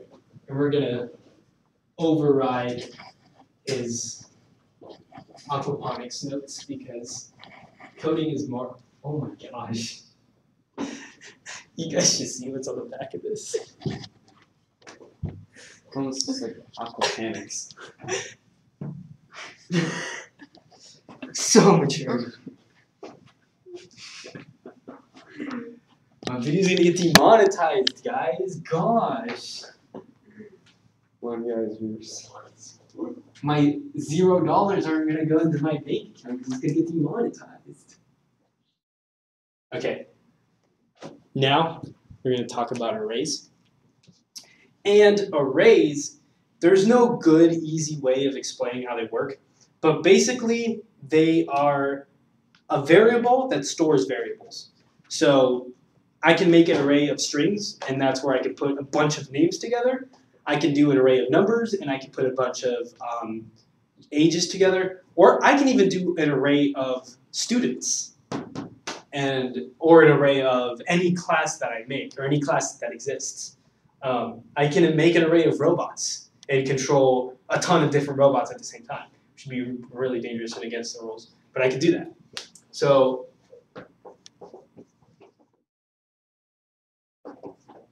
there's a bit of a joke in the old AP computer science students that I'm writing my own version of Java because I hate Java. It's going to be called Coffee. And there's basically two types of arrays in Java. There's the array list and there's the regular array. And basically the decision that I made when I was teaching this class is I really don't like arrays, like the non-array list, so I'm not even teaching them because you can do literally everything you can with array lists. So I'm probably a bad teacher for doing this, but every time I'm coding something that needs arrays, I always use an array list, and I don't even worry about regular arrays. So I'll teach you guys how to do array lists. If we have extra time, I'll teach you the difference between arrays. If not, then you can probably just learn that on your own time, or I can do that day 5 when we're having the hackathon, and if you guys need help with that. So, array lists. They are a container of different values. So, the way that Mr. JB taught it to me was basically it's a container with different boxes. So if we want to do an array of numbers, right? For example, if I wanted to make an array of all the grades that I got my senior year, right? It would just be called grades. And this isn't actual Java coding, this is just a visual representation of an array.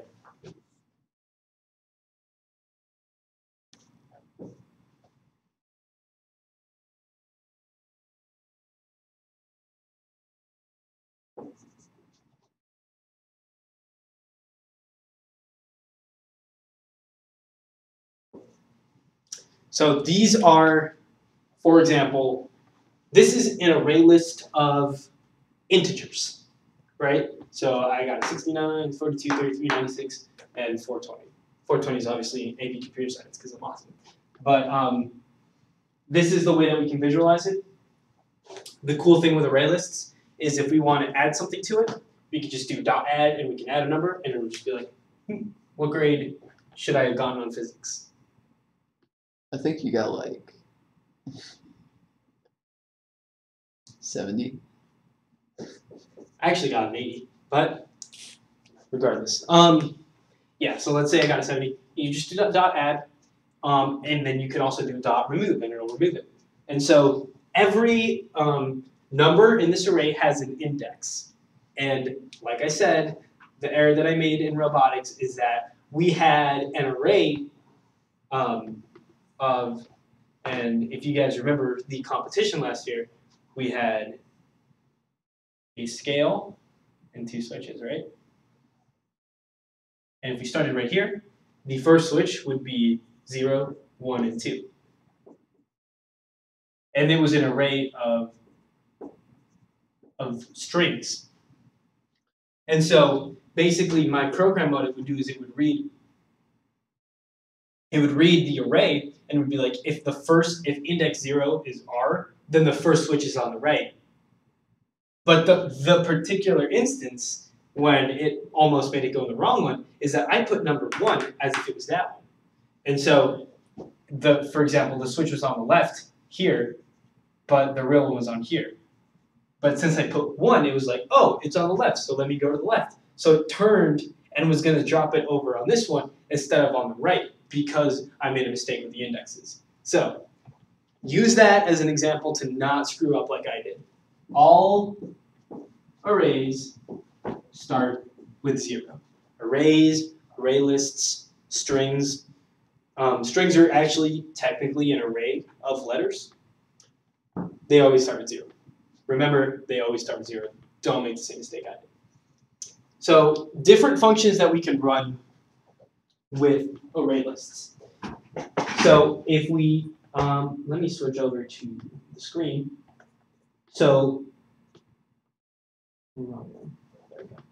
So if we go to the API and look up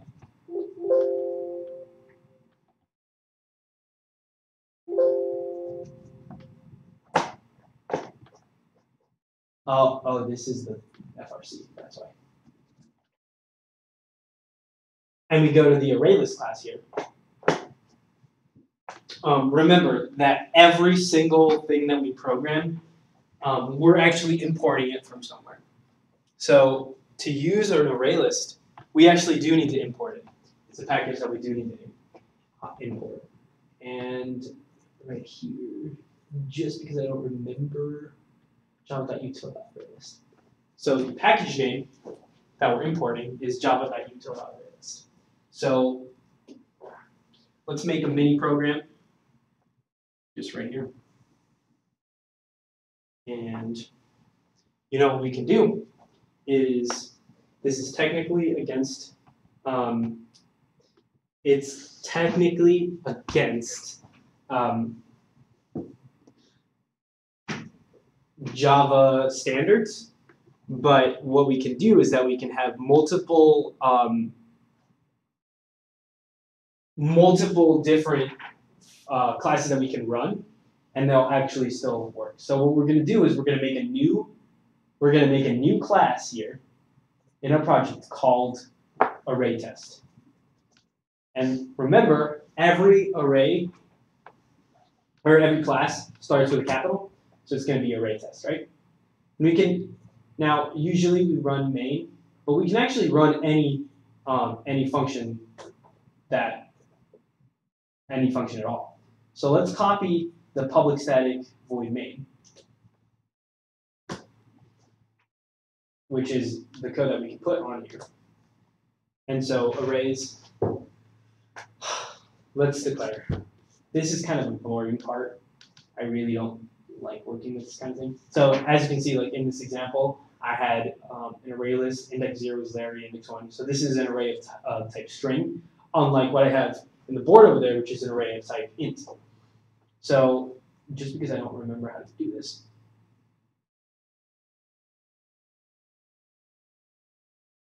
So the way that we do this is so actually let's go back to the board before I actually program this. And since you're there, Aiden, I'll have you program this. So basically, it's the same kind of way to construct things. We do, object or class.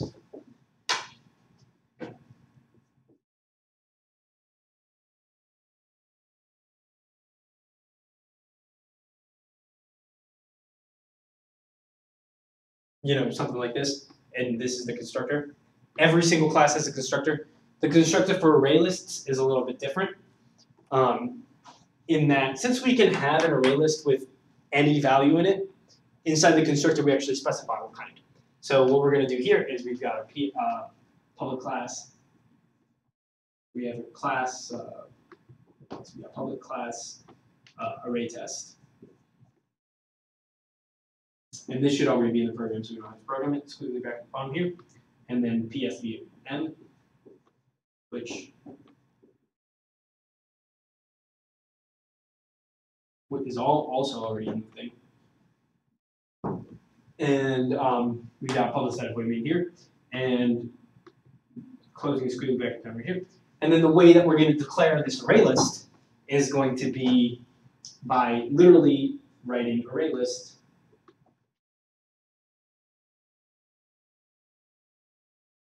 and then the capital integer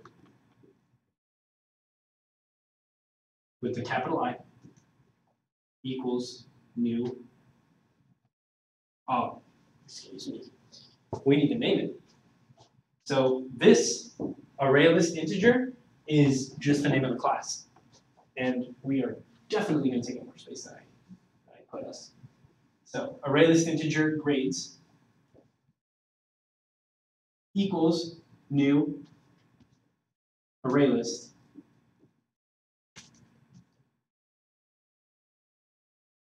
integer. Make sure that that's right. And then we put parentheses, semicolon. So we have officially created an array list. Right now, it's a completely empty array list, and it doesn't have any values inside of it. And the way that we do that, just like I said, is with .add. So once again, we need to actually import java.util.arraylist, because the ArrayList class isn't by default imported. So we do at the top of the class need to do import java.util ArrayList.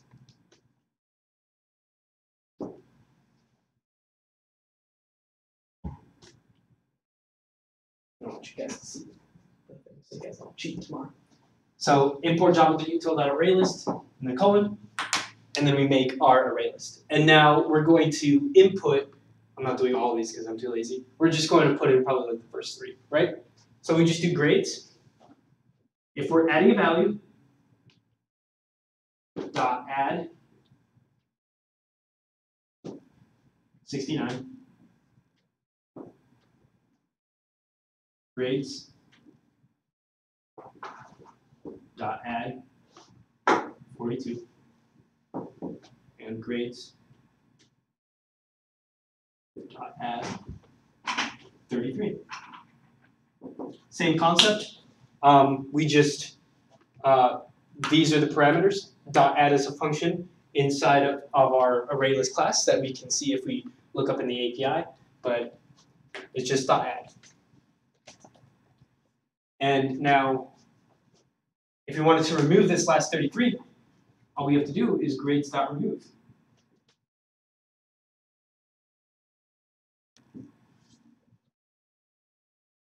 Grades.remove. And then we know 33 is index 2. And then all we have to do is a semicolon. So what this program is going to do first is the first thing it's going to do is going to create an array list of integers. It's going to add 69, 42, and 33. And then it's going to remove whatever's in index 2, which is 33. So after this operation, the array list will contain the following values: 69 and 42 in indexes 0 and 1. And this is grades. Cool. So now one of the things that we can do with array lists, is we want to make the program read the values. So I want to, and this actually goes back to the conditional statements that we did on the back here. Now I'm going to teach you guys how to use a for loop. And like I said, that's the one with custom lengths. And because we don't necessarily know how many grades we have in our array list, we're going to use the for loop. And this is a little bit complicated, but just stick with me and I'll answer any questions you have. So there's a way to get, actually, can we do while? Yes, let's do while first. Inside of our ArrayList class, we have a function called length, which returns an integer, and it's the amount of elements that we have inside of this integer. So the reason why I am not running this right now is because if we do run these operations, the only thing that it's going to do is change the values of this array, and it's not going to print anything. So it's not going to show us anything. And what we want to do is we want to make it show us the elements inside of the array. So we're gonna make we're gonna make our while loop. Do while first because it's the easiest. Yeah, so we're going to, when we make a while loop, and we want to specify the amount of, or the length of the array, we have to make a variable. So while loops is just like while is in autonomous, just like I said, run this. So what we're going to do is while the amount of times that we run the program is less than the length or the number of things in here, then keep running it.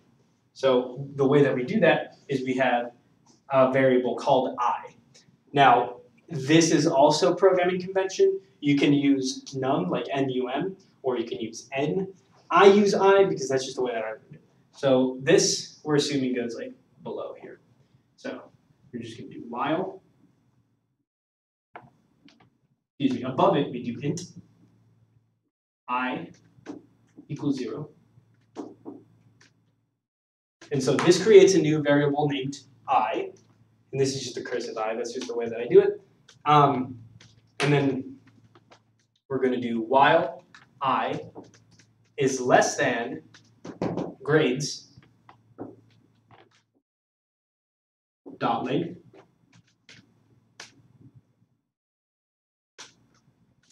and this does require parentheses after, and then we need to close the parentheses. We open a bracket.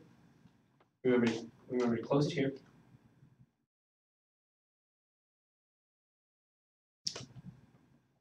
And what we put in here is system dot out dot println. And what we're printing out is grades, or no, get, or grades, yes, grades, dot get. And then in here, we're going to put I. So, first value it's going to run is 0. I is going to be equal to 0, the first thing. This is called tracing, by the way. And it's going to return this. After it prints out the number, we're going to make I++. And what this does is it's the same. I++ is equivalent to I equals I plus 1. So the only thing that it does is it adds 1 to I and then makes it equal to that. This is just the shorthand version of it. But remember that I++ equals I, or I++ is equivalent to I equals I plus 1. This is just a short way to do it. So this is going to run exactly the amount of times that there are elements in this array, and it's going to print out all of the elements in that array. So if we go back to our enemy here, we'll see what we've got so far. Then after I'm done with this, we're going to actually make each other fight. Test.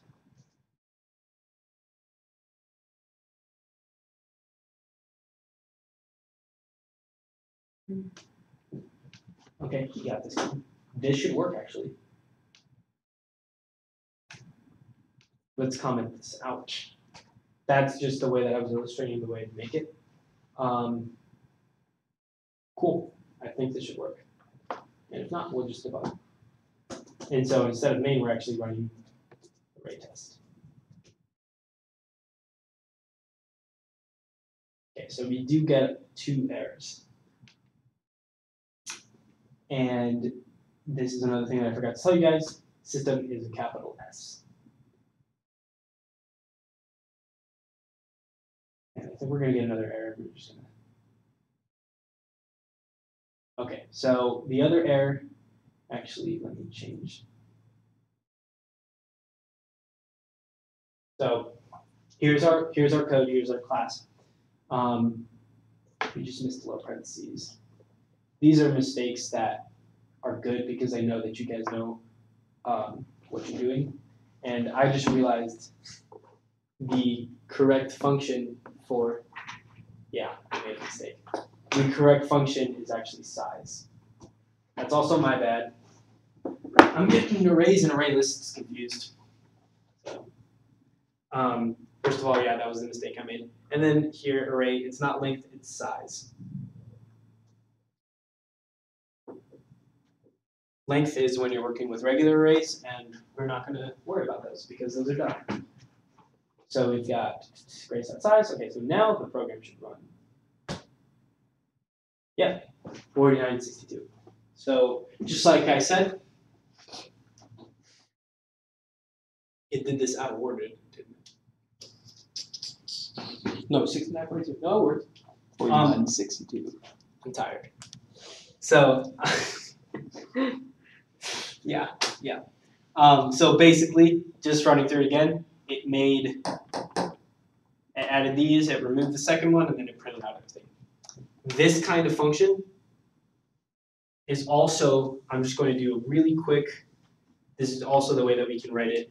I'll teach you guys a way to write it with the for loop, which is the expert programmer, which is if you do like, in Python, I use while loops because I haven't learned for loops yet, and I'm too lazy to learn for loops. It's probably the way it's going to be when I start learning C. It's probably the way it's going to be when I start learning Lua.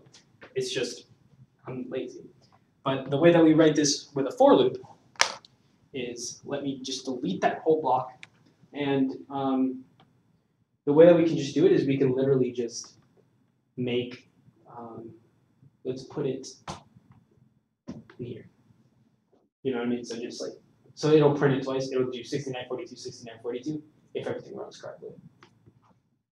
So let me teach you guys how to do it with the for loop.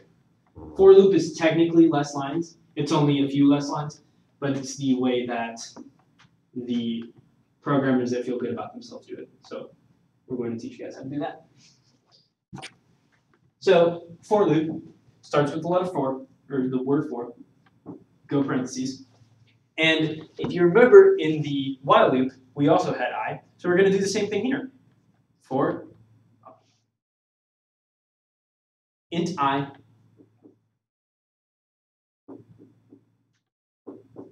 Now, this used to be up before the loop, but now we're putting it inside.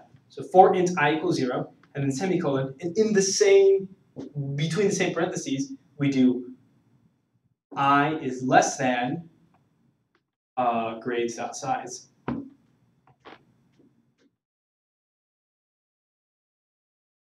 And then I plus plus. So what our for loop is doing is it's essentially removing the line I plus plus that was down here and the int I equals 0 that was above, and it's all just putting it inside one condition. It's the same thing though. This should have parentheses. So it's saying make a variable that's an integer called I that has value 0, and then run this the amount of times that I is less than grades.size, and then after the loop functions, we're just going to add 1 to that.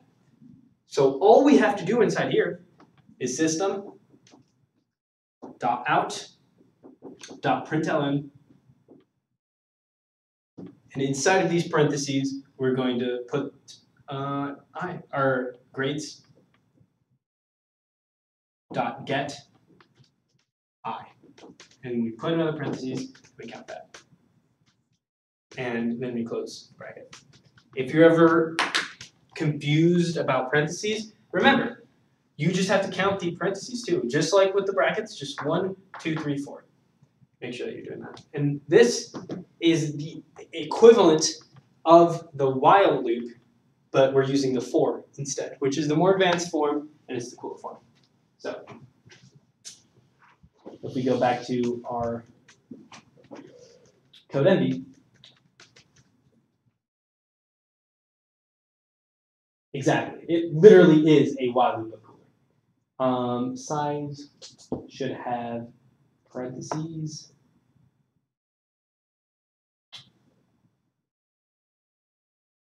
You know what? Since we declared it here, it's giving us crap because we can't declare something twice, so let's just call this J. Same principle, just with J.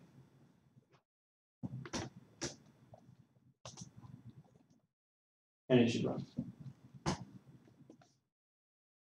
and it did not run.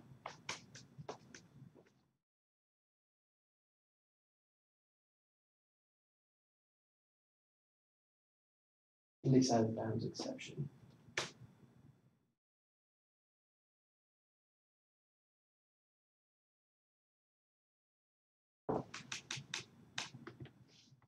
So reason why it's not doing this, I think we have to do -1.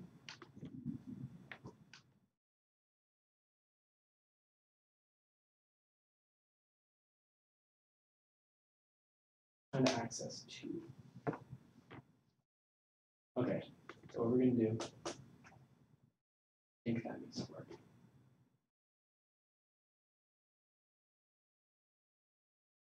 What line is this? 23. So index out of bounds exception means that it is accessing an index that does not exist. And what it's doing here is that it's accessing index 2 and the array is size 2. So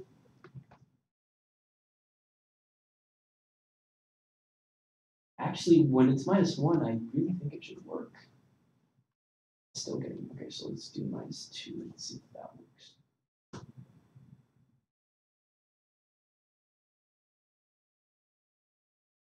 Oh, I know what it's doing. Forgot to change it to J.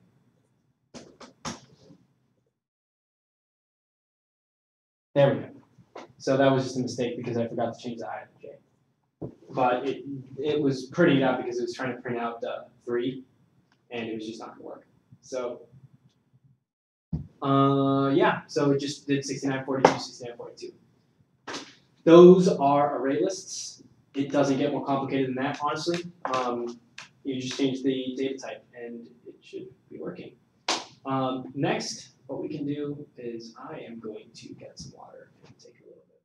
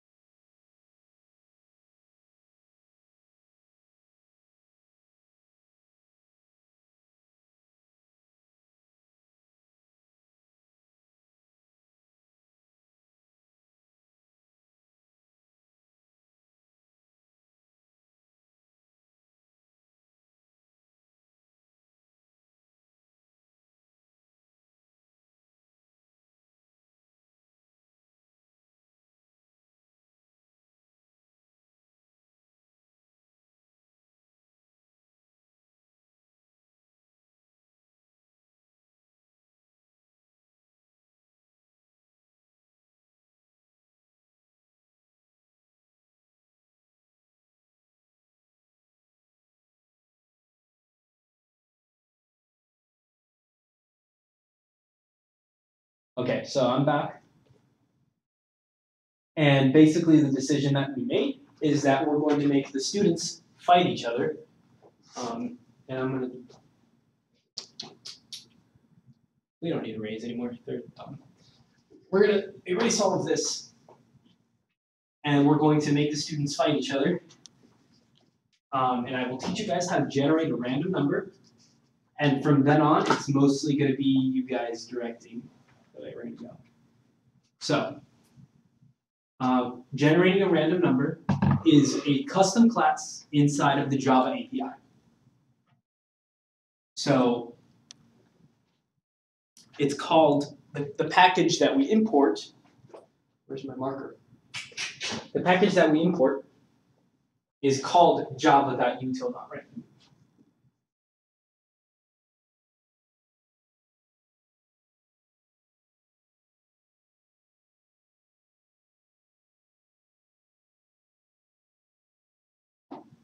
So if Aiden, if you can go ahead and add that to student. Ooh, I'm not in the right thing. I gotta make it go. We'll be able to see you code. So pressure's on. So as long as we import java.util.random, after we're done doing that, we have to create a random object.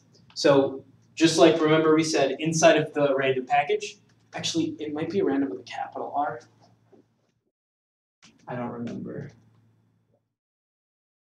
Yeah, it's java.util.random with a capital R. That was my bad. So fixing that. Actually, I'm just going to rewrite that because that was really crooked.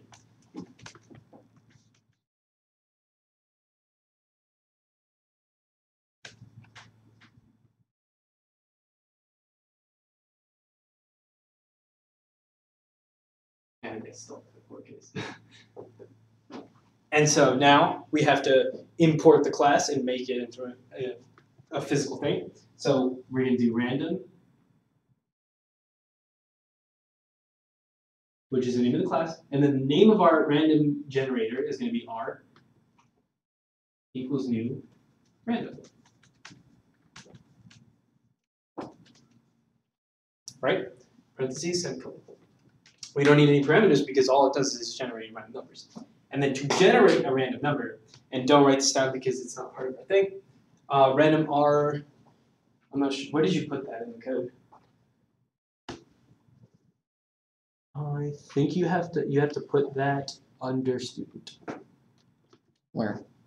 On like I would say the first line of student. Yeah. Now the way that we generate random numbers, and I'm going to tell you guys this so that we can theorize how we're going to fight, is to generate a random number, r.next int, and then any number like 10. This will generate an integer from 0 to 10.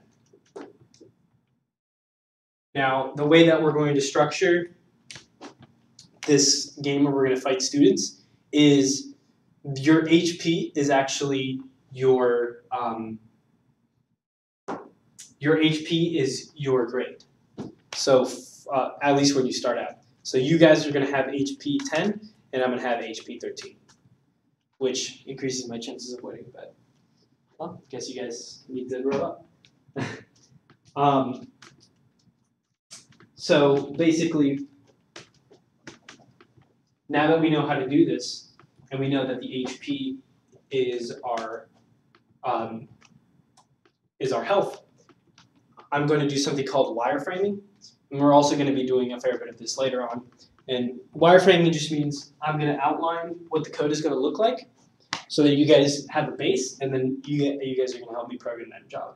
So basically, inside of the student class, and wireframing can be done in any way. I usually just kind of like write pseudocode for it, and then worry about it later. So inside of the student class, we're going to have a function called getAttackStrength.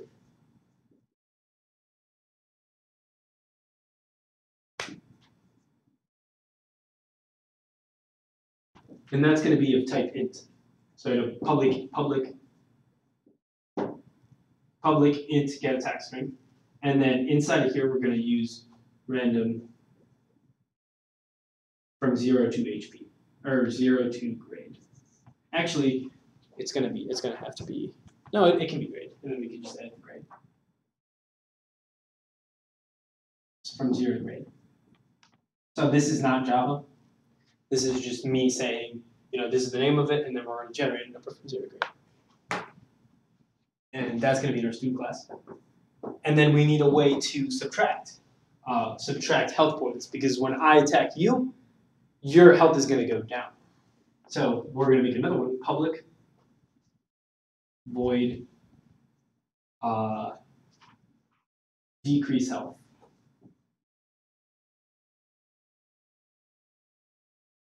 And inside of this parameter, we're going to use strength,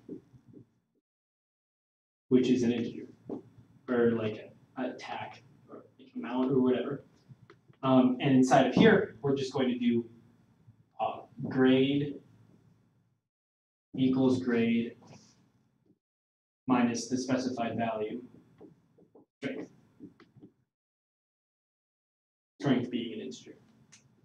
And so with this mechanic, as long as we make a function that gets a random attack strength and decreases the health, all we need to do in main is we need to write the actual framework of the game.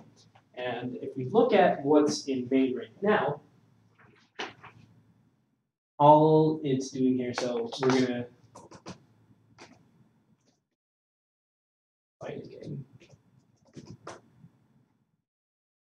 So our fighting game, that everything is going to be under a fighting game right now. The only thing that it runs, it should just be like the names and the grades. Yeah, so that's fine. We can leave that right in. And inside of the main, we basically have to make a function. And we're probably not going to finish on time, but that's fine. Inside of our main function, we're going to do something like we're going to specify two people to fight. So I'll fight you two, since you guys have equal odds of winning. So basically, we're going to do a while loop, while your health is greater than 0, your health is greater than 0, do something. And so we also need to make a new function down here called int get HP. And that'll return the value of grade. So while Aiden and Brendan HP is greater than 0, then all we have to do is decrease our, we're going to do like Aiden, we'll say Aiden hits first. Decrease health.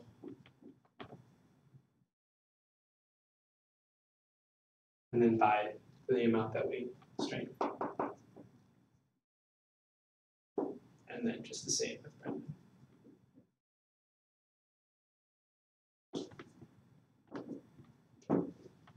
So this is the framework of it.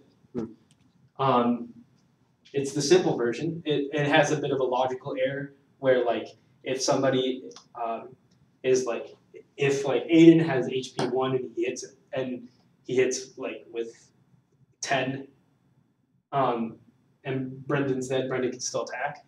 But this is just like the simple form. There's a little bit more complicated of a form, and if we have time, which I don't think we will, maybe we will, then I'll teach you guys how to do that. But this is like the simplest way to do it. So in Java, how are we going to make these functions? Let's do the student first. So if you guys are in your code envy, and you go to the student, you guys can kind of collaborate, as long as you don't type at the same time, because then it'll freak out. So how do we write? I mean, it's kind of given to you guys, but I'll have you in. How about you write get attack strength? Write that function inside of student. So it would be public or Public.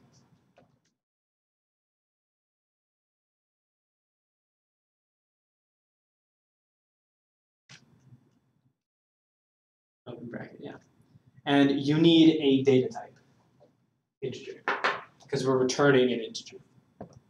And I do need to tell you guys that when there is a data type that's not void, because remember I said void is an actual, it's an action, we have to return and then a value. And in this case, we would be returning this random function generated. So as long as you do, you need to add a data type to your getAttack string. So just do public int getAttack string. It would be inside of like before your getAttack string right there. Oh, int. Yeah. Because it's a. Yeah, because basically you're saying this function has to return an integer or else something's broken, right? And so, did I delete the way to? I hope you wrote that. So now we have to generate a random number from 0 to the person's grade. And did you write down the way that you generate a random number? It's R. R, yeah. So, wait, where did you put the random? Oh yeah, you did. Okay. So just generate a random number from 0 to grade. And assign it. Oh, we need to assign it a value called out. So do out equals and then the code that's going to generate a random number.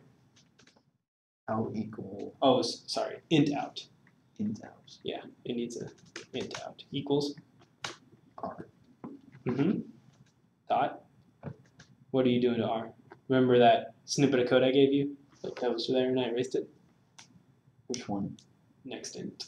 Oh, next.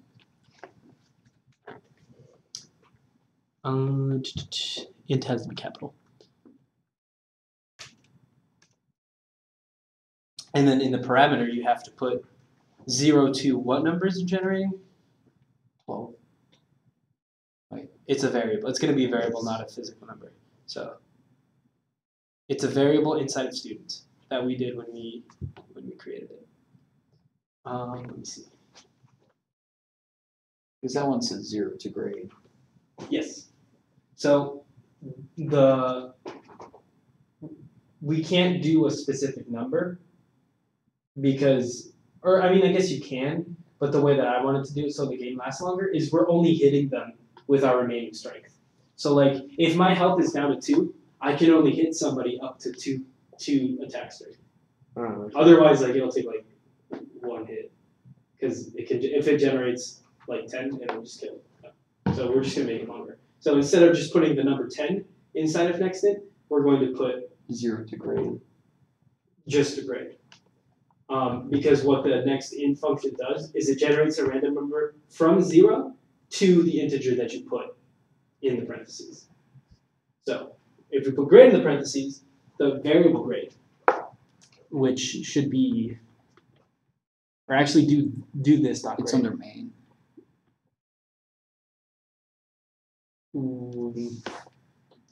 Oh yeah, no, it should be this dot grade. Grade and then capital, and then the constructor has to be the top function. It has to be the function at the top. So all we have to do is just move this down, like here. Or wait, hold on. Did I think? Just Okay. put it at the very bottom. Or yeah, we can. Yeah, actually, that's better way. And we can just do like here, and then just do like a comment that says game functions. And just do that. So all I did was just move that out of the way because it'll give you crap if you try to do that. So let me see.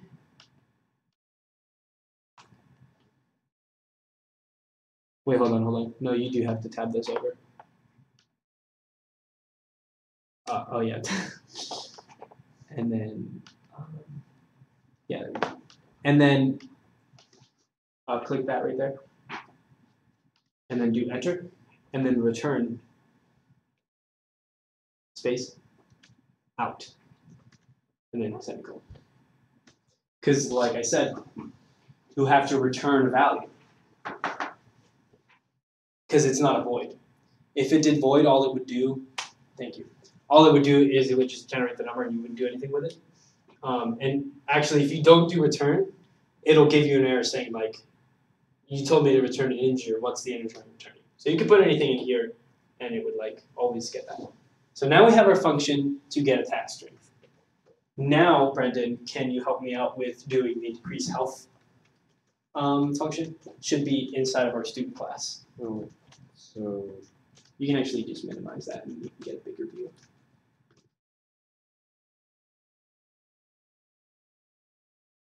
Student, try to do it under the get attack strength.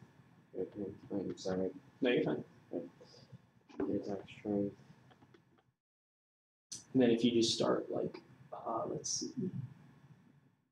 Wait, do we have the right number of brackets? We may not have the right number of brackets.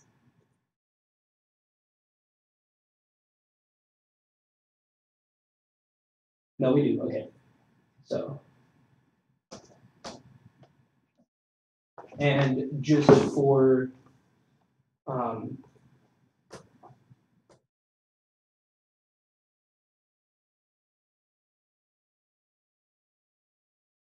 just going to comment that so we know what everything else does. And then here we're just going to do function that decreases users HP by a specified unspecified row. Okay, so you should be fine. So now we're doing decrease health, and inside the parentheses we're going to get a parameter called strength. So if you can go ahead and do the header for me. This is going to be a void because we're not returning a value. Okay.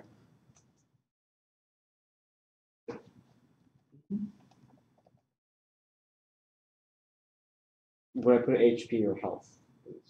It's up to you. Okay. You're the programmer. And then make sure that that's one word. Okay. Yeah. Remember, we gotta use camel case. Yeah, nice. Right. And then in the parentheses, we put the parameter, and just remove the space. That's just a job, or like the space back here. It's gotta be like connected to it. And then inside, what we're gonna do is int. This is up to you. Your variable names are up to you. You can put strength. You can put attack value. You can put number. I mean, it's up to you. Yeah. And then nice. And then remember your brackets. You have to open a bracket, and then it'll automatically close them for you. All right. Cool. And enter. So inside here, remember the only thing we have to do is do grade equals grade minus the strength. Okay. So, or this dot grade. Sorry, this dot grade equals this dot grade minus the strength. That should be good. So should I get rid of this space in between? Oh shit! Or shit. What I do is that if you would just arrow up and then type, like you could just type in there. Okay. Yeah.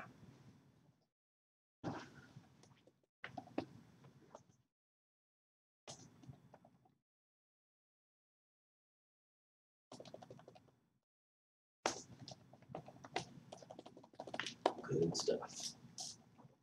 So basically, how much you attack is a random number between the 0 and your grade. 0 and your health, because the grade is only your grade before anybody hits you. Like I hit you and your value is 5, your grade or your health goes down to 5. So I'm in like 10th grade, and you hit me, and I go back to 5th grade. Basically, yeah. Like we can make it be. We can change the word grade to HP, but like it's like the person's not going to know that. Like they're not going to see that. So. Too much work. Exactly.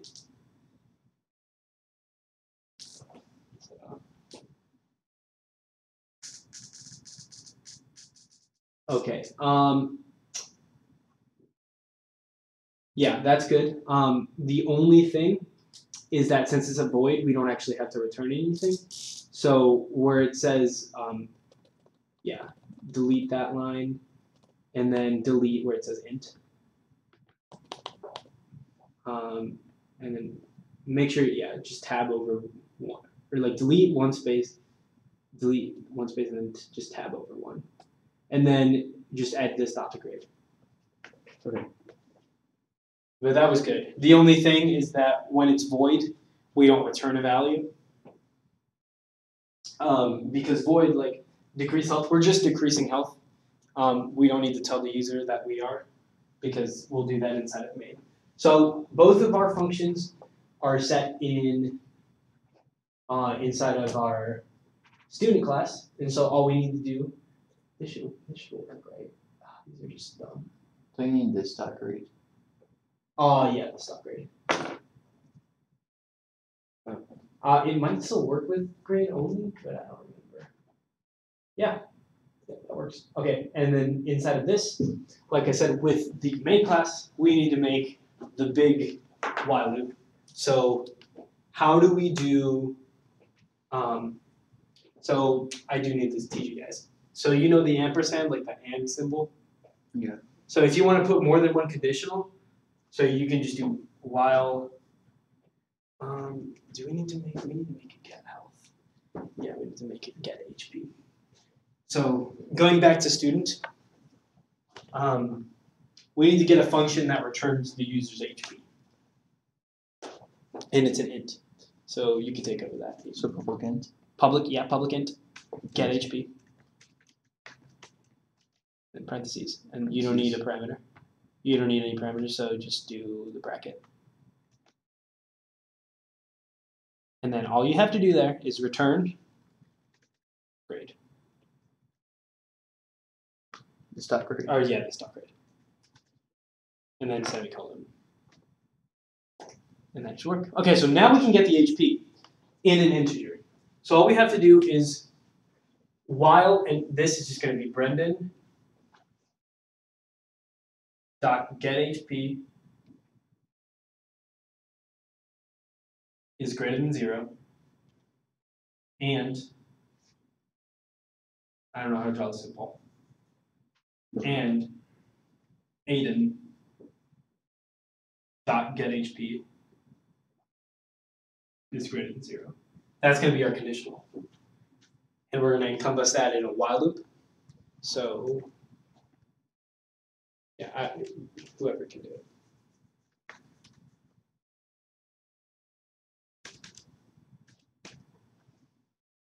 Is it? Let's see. Get HP, and then we have to put parentheses after the get HP. That was my bad. Parentheses after every get HP. Yeah. And open parentheses, close parentheses, good. Make sure it's open, close. Yeah, there's something wrong. That's fine. That's one of the problems that you get sometimes with.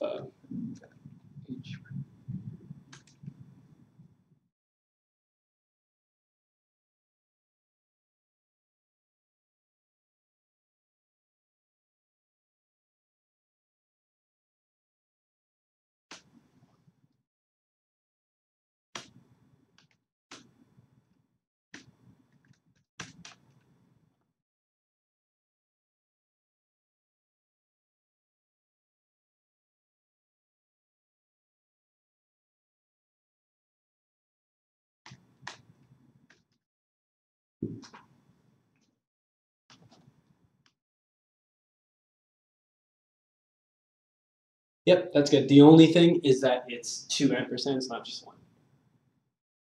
So yeah, and is really just and or is also or which is the other kind of conditional. Yeah, so that part works perfect.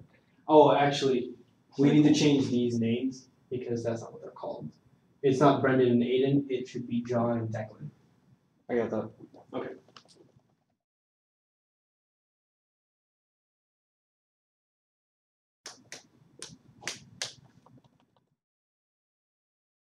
And then we really just need the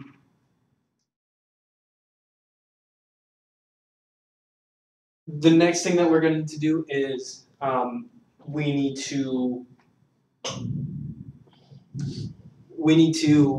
decrease the user's health.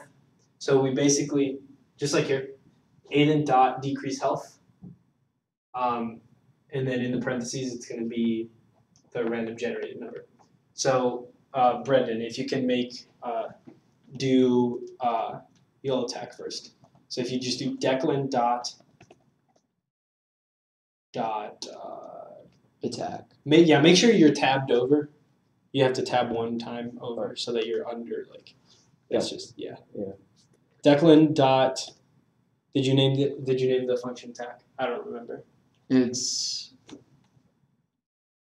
attack and decrease HP. Pretty sure. Let's see. Control of attack. Yeah, it's attack. Okay, so yeah, it is decrease HP. So you would just do Declan dot decrease HP.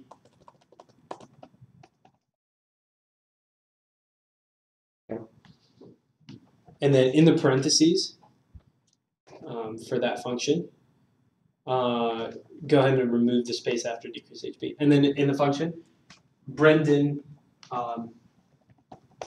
decrease HP. And then in the parentheses, actually it has to be,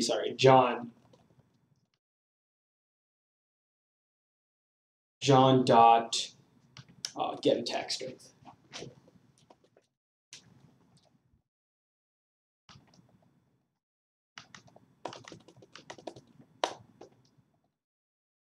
Wait, did we space it out? I don't remember. What's that? Like, did Camel case? It should be capital A. yeah, there we go. Or is it? I don't remember what. I don't remember what we did that. Yeah, so that this happens a lot. Like it's easy. Republicans get attack strength. Get attack strength, capital A, capital S. Okay, got it. Alright, yeah. So let me just make sure. Declan dot decrease HP. I think P is capital, if I'm not mistaken. I think I did that. I don't know what happened. Okay. I think we're okay, and then you just have to add a semicolon at the end. Okay, cool. And now, we need to add just the parentheses at the end of that. Alright. Get HP should work. Decrease HP should work. Done. Now we're probably gonna get a bunch of errors, but we'll figure those out as we go because that's part of the development process. And now we need to do the inverse. Hold up. So we're at the It's HP, not HP. What? What? Oh, is it like capital thing? It was capital. Okay. It's one capital, one underbase. Okay. Is that yeah?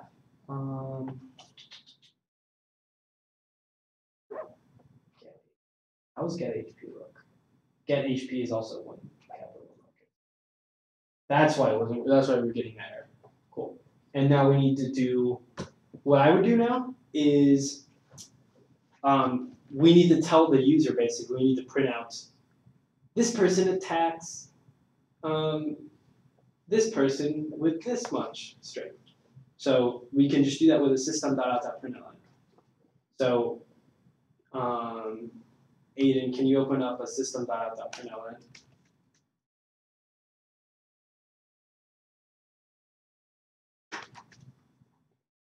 Capital S.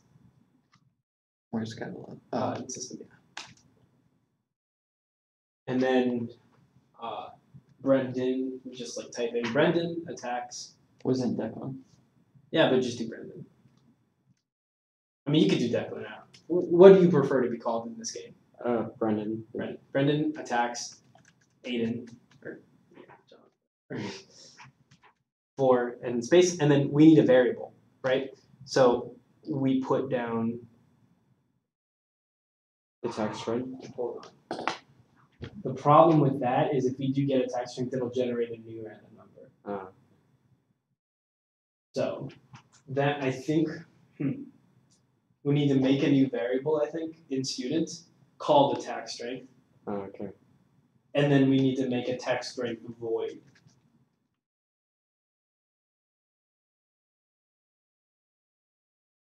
Actually, we can just make it do both. All we need to do inside of get attack strength, and you can do this, Brendan. Okay. Hold on, let me think about this.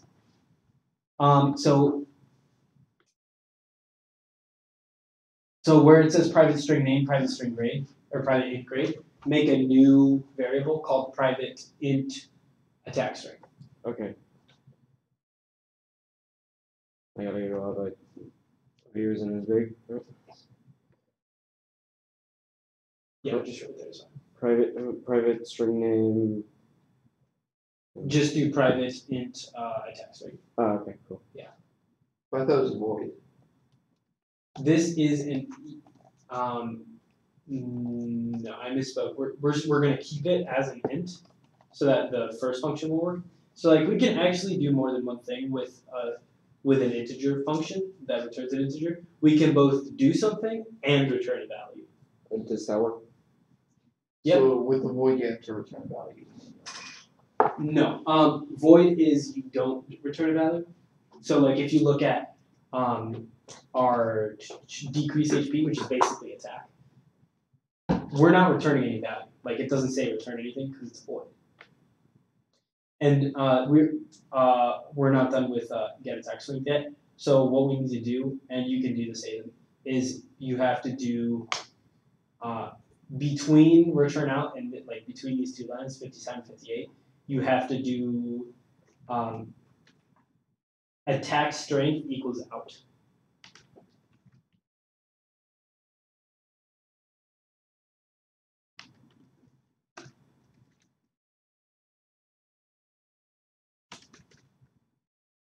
This dot attack strength, excuse me, sorry.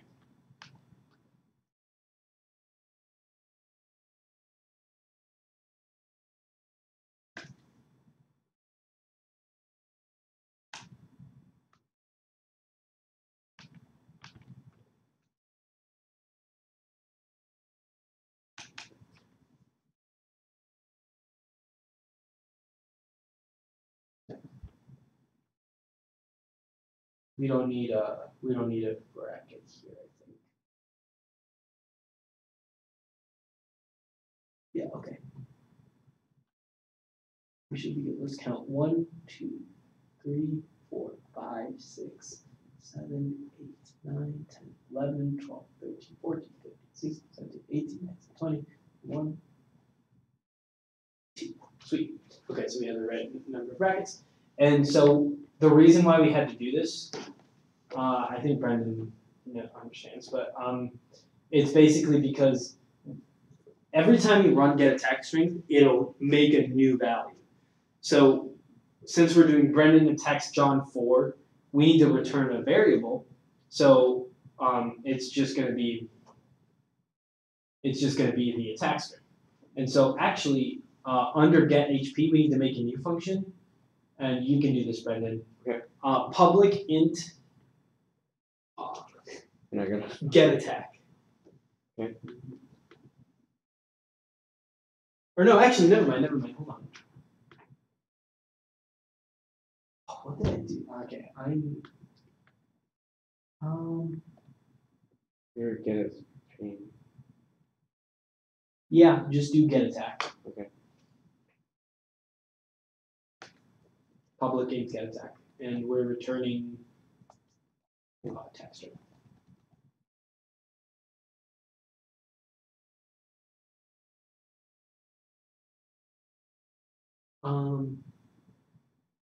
That would be if we were calling the function. We need to make a new one. So this would be like let's get rid of that, and then let's make like right here.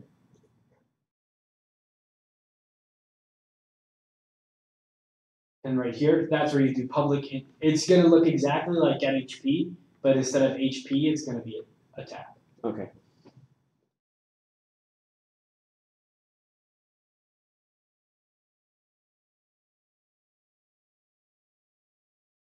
Okay, so make sure you do public int first Okay, yeah. to declare it, or not declare it, but to tell it that it's going to be an integer. And then we're going to do open bracket and not a colon because we're telling it, hey, this is what this function means. And if you like going, like we're going to go in between so that we can like type in between these brackets. And inside of that, all you have to type is return this dot attack string.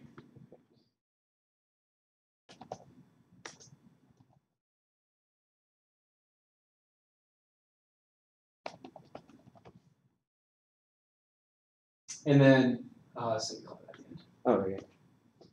And that should work. So now, Aiden, back to your thing. So Brendan attacks John 4, and then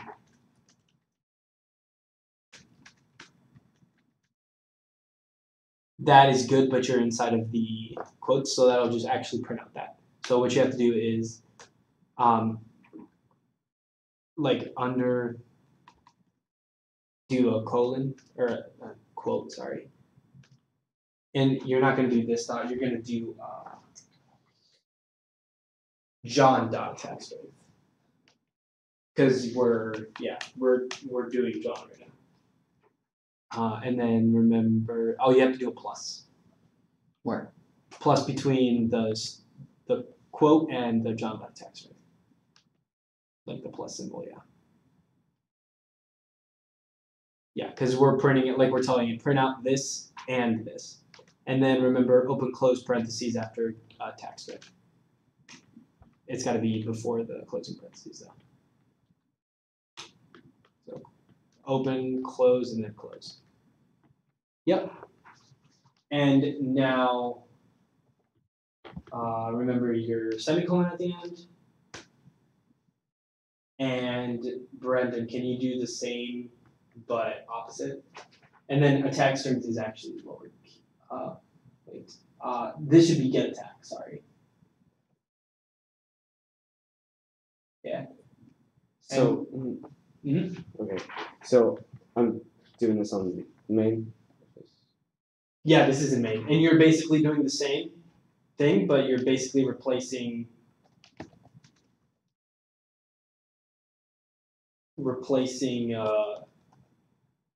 the names, just writing the names instead of John and Brendan, instead of Brendan and John.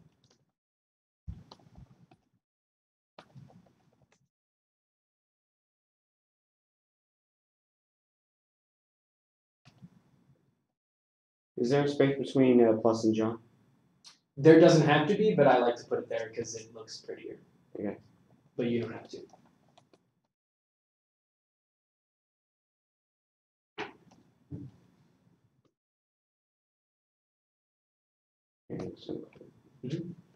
And now,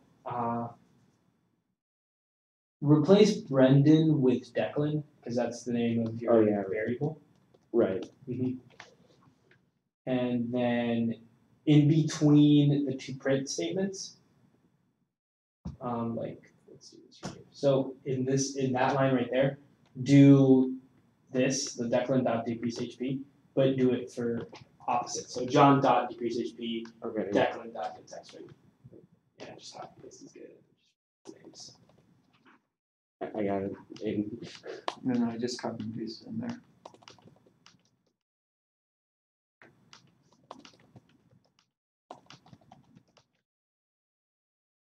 Cool. So that should be it. I think we're getting a. Are we getting a 1, 2, 3, 4, 5?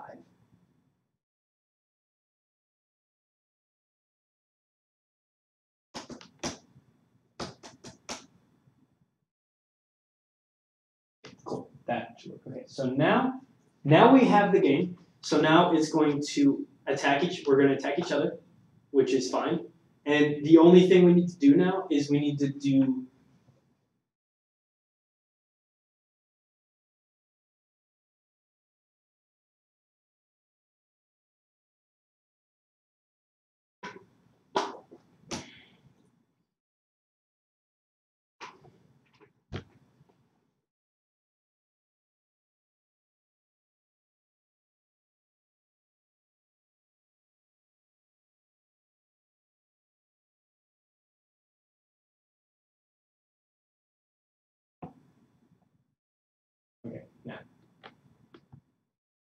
So now everything's working. The only thing we need to do is we need to declare a winner. So we're going to do something like if Brendan's HP is less than 0, or actually, let's do at the end of the game, the person who has the most HP wins, even if it's negative, right? Okay. That sounds the most useful. So what we're going to have to do is make a new if statement. If, and then your parentheses, and inside there, if Declan.getHP. Is it both uppercase then lowercase? It's or? uppercase and lowercase, yeah. Oh, okay. And then parentheses after the HP. And then after the parentheses, just do greater than. Greater than. The greater than symbol. If not between, but after that parentheses. Oh, okay. Yeah. Is greater than, and then John.getHP. So we're basically saying if Brendan's HP is greater than your HP, even if it's negative, like even if you have -5 and he has -10, then you'll still be greater because that's how math works. And so System.out.println. somebody wins. Yeah. Yeah, okay. Remember, system has capital S. Oh, right, sorry.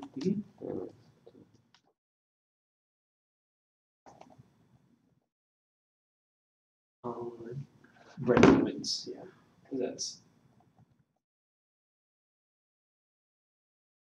And then you need a colon at the end, and then you need to actually open a bracket after the if statement. Oh, okay.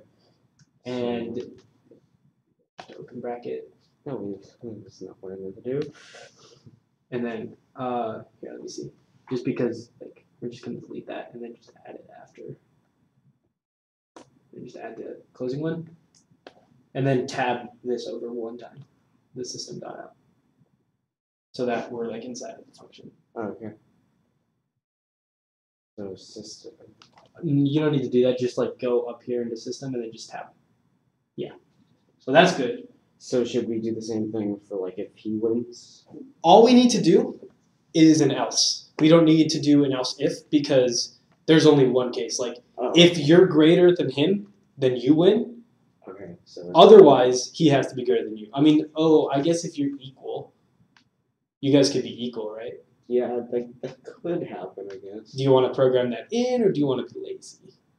I don't know. What do you feel like it? I don't. I mean, I personally don't care. The chances of that happening are still kind of low anyway. But Yeah, let's be lazy. okay, so else. All we need to do is else. That just means that he has more chances of winning, though. Because if you're equal, he wins. But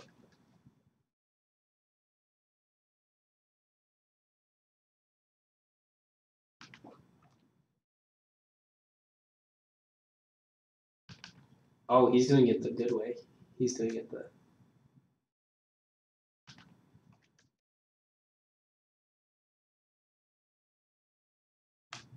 Make sure you have the right number of.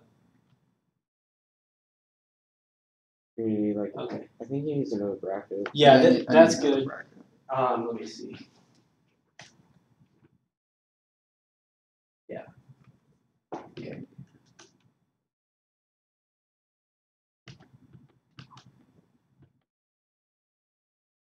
Okay. Else. And then, since we do have a conditional in this one, it's else if.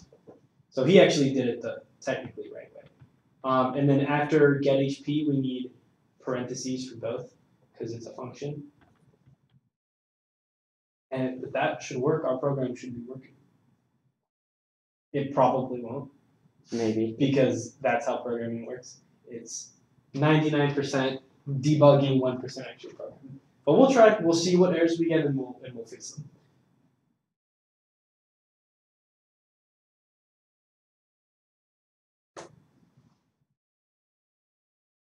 Okay, we only have 3 errors, which is good. So in student.java, line 57, we're missing a semicolon. Somebody had one there. Got it. And then 58, we're also missing a semicolon. Okay. And 65, we're missing a semicolon too.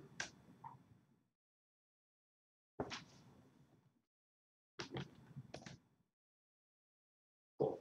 So we'll do this again. It works. One tiny error. Yeah. It's not even an error, it's just adding space. There But we go. do that, and we have successfully made a fighting game. Yeah. And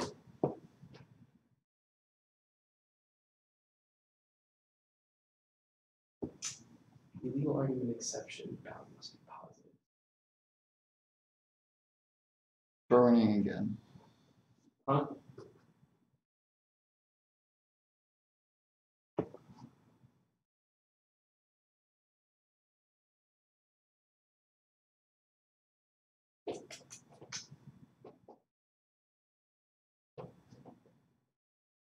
Okay, so we're getting a legal argument exception bound must be positive, and this is line main 41. Increase HP. Oh, I know. What? So what it's doing is what we can't decrease by a negative number.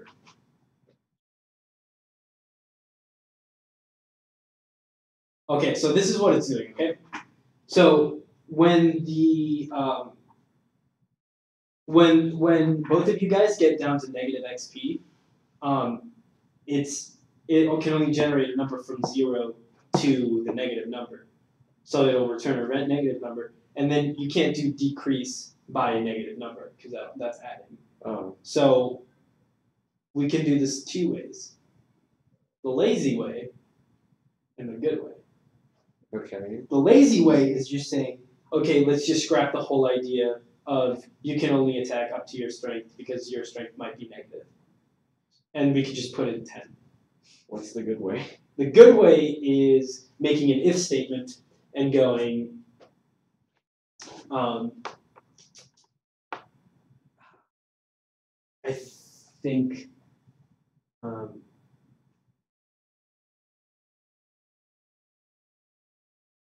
we have to put an if statement somewhere to make sure that it doesn't try to attack.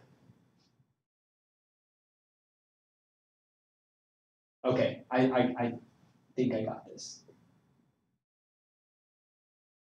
Let's do it the right way, just for the hell of it. So for these dot decrease HP, the only thing that we're going to do is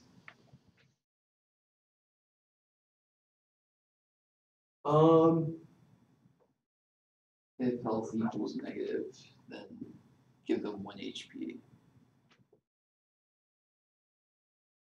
no, what we're gonna do, I think this is the easiest way, is we're just gonna do something like if Health is negative. if the attack strength is negative, then don't attack. Yeah.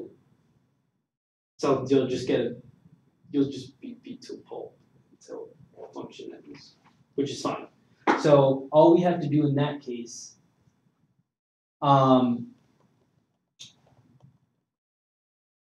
this has to be before the decrease HP. So you know what we're gonna do? What? Can you go ahead and replace every get attack string with get attack? So just remove the string. On this? Yeah. What do you want? Replace where it says dot get attack string with just dot get attack.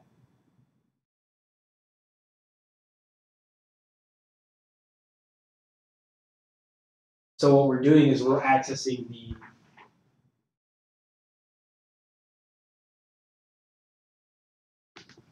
once it does that. Let's see what it did. Okay, good. So now what we're gonna do is, and I just realized we don't even need a dot get attack, but that's fine. So all we need to do is just Declan dot get attack string.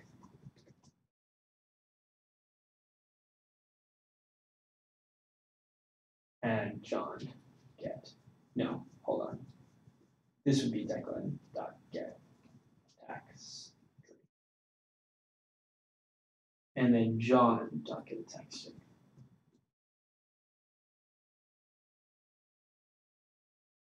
And then we can do, oh, I forgot. Cool.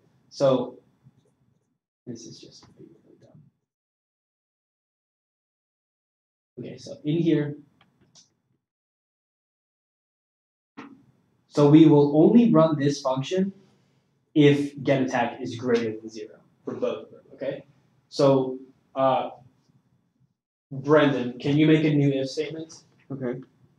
Oh, where would I put it? under John Dock at attack strength? Alright, cool. If Let me go over because it takes some time to update. And so, if and then no space, just open parentheses.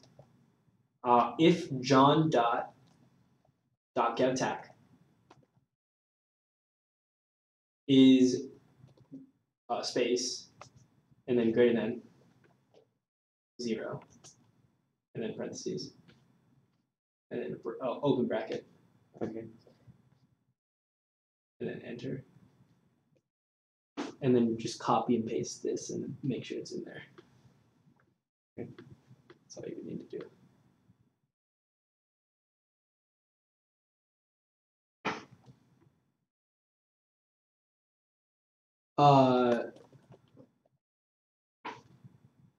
Alright. You would be copying this Declan.decrease HP and pasting that in there. Okay. Look at you being all fancy with your copy and pasting. No. I did not mean to do that. Undo. That goes in there, and you just replace this second line, like the whole line here.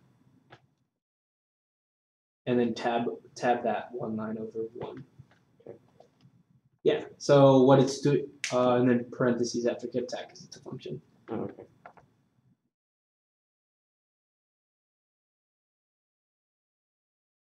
That would be after the actual word get attack. Oh, okay. Oh. Right there. Good. So we're not getting any errors. So if John Duck attack is greater than 0, then attack. Else nothing, because we don't do anything else. Now you can do the inverse for that. So just actually, Brendan, delete this Declan.decrease HP, the second one. Yeah. Okay. So only keep the first one so it doesn't attack twice. Okay. So this one, the Hold on. the line 43. Yes. Okay. Delete that one.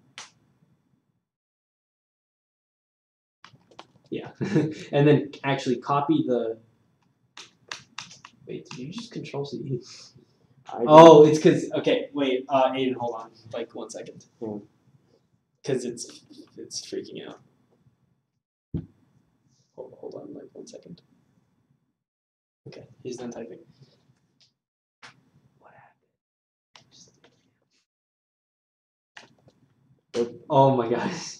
I'm sorry. You put no, it's not you, it's Aiden. I clicked backspace. I put backspace. Stop typing. Just stop typing altogether, please. Yeah, let's get rid of that.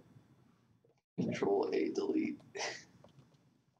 And then copy this line and put it under that. Okay. Because we don't want it printing out unless it actually attacks.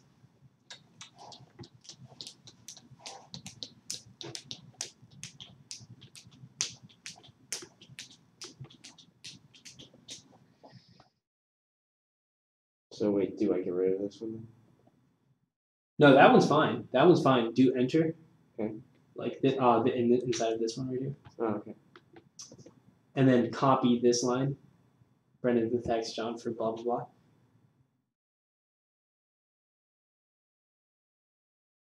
And then paste it right under right there. And then delete this line and delete that line. Okay.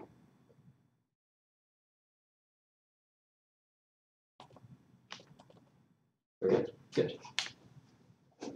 And now you can do the inverse of that. So the same thing.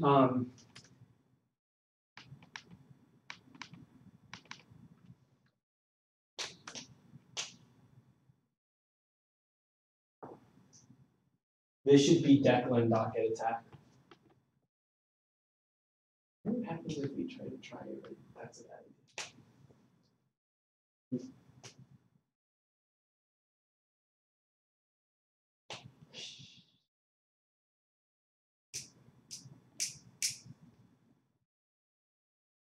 Okay, so what we're gonna do here is, did you purposely zoom out? Yes. Can you even read that?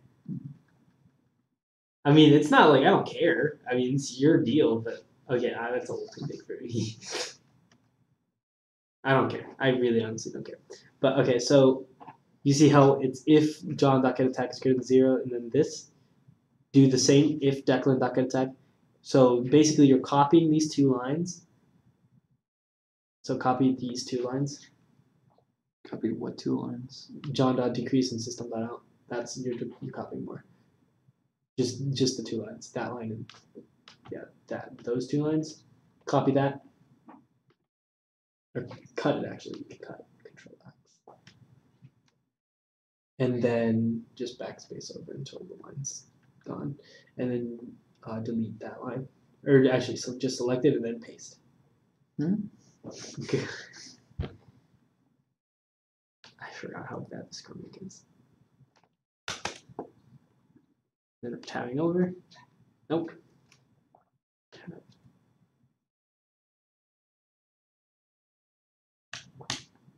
There we go. Yeah. Now it should work.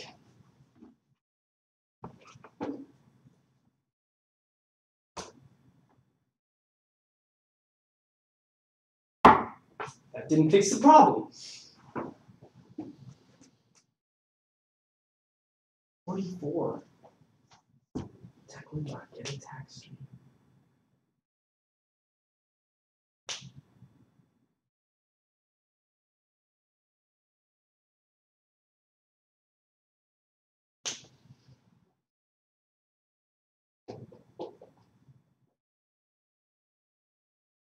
So it's still generating a random number.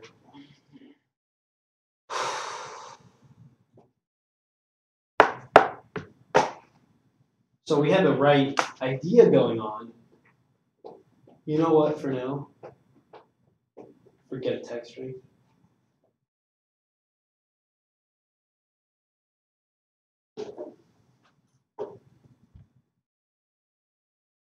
We're going to go the lazy way.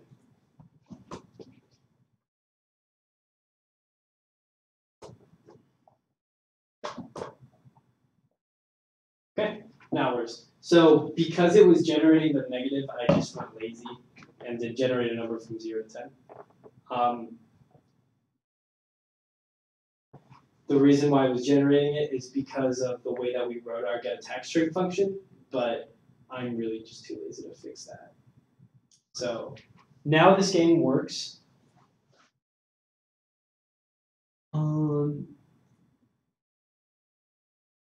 Make this better though.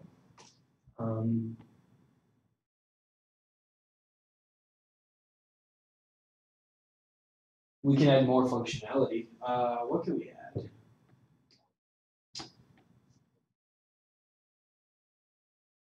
Is there anything you guys want to add? I'm gonna be honest. At this point, I ran out of things. I don't know. I mean, I was thinking about adding like other stats. You know, like some fighting games have like defense, speed, but I feel like that's just gonna take way too long. That's a good idea. We could do that day 2. I don't know if we have time to do that today. No, I don't think we do. Yeah. It's like we got 30 minutes left. I mean, you could do it from 1 to grade -1 and then add the critical hit. Wait, what? Like that sounds cool, but I don't know what. Like have to your grade, which is your HP. You could have it do instead of random, it'll do it'll be random to that, and then you can add 1 more. Oh, you know what? I found a way that we can fix the getAttack string.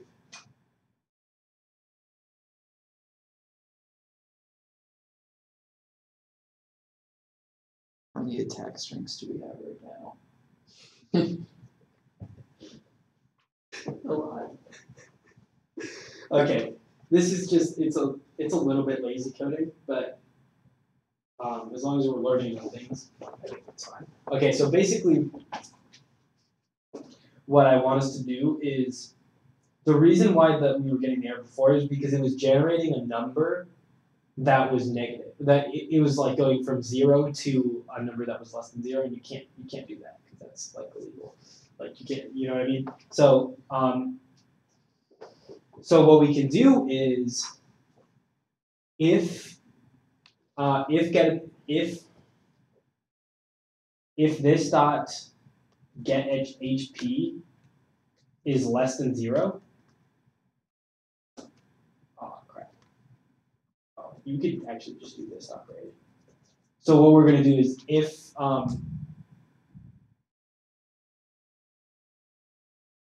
this dot get HP is less than 0, return 0. That should fix it.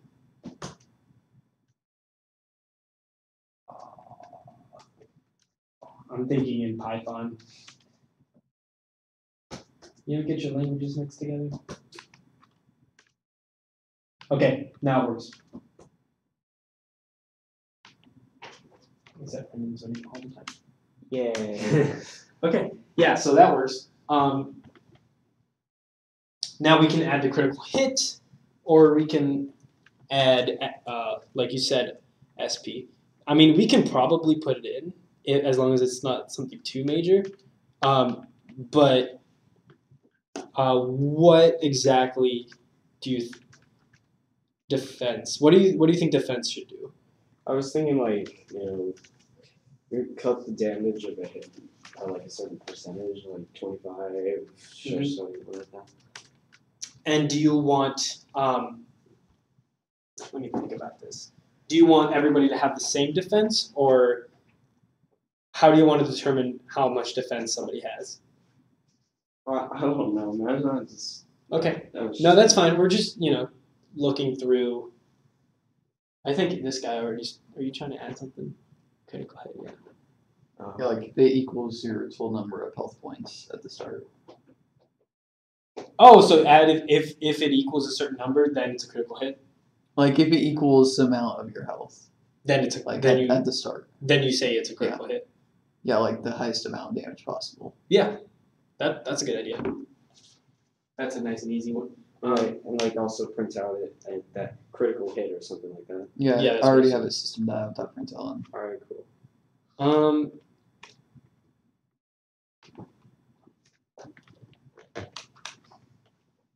Think about it.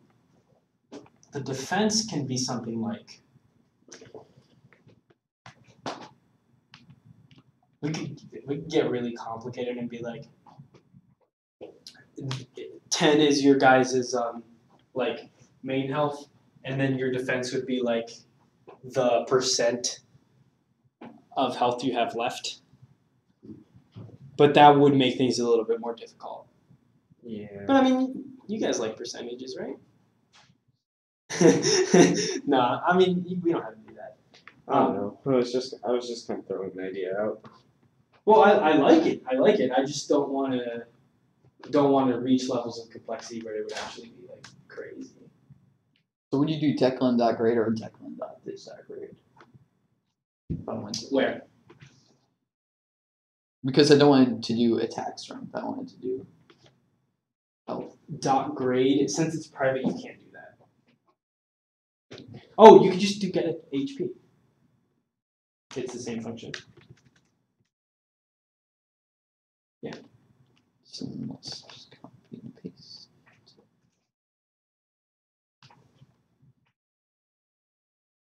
And then change it from Declan to John.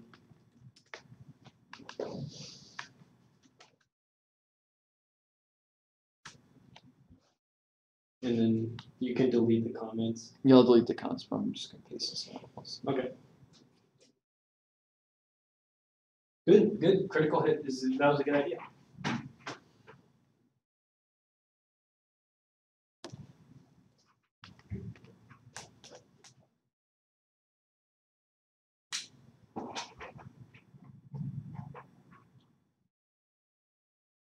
I like the comments that you've been putting in his notes. That's really good.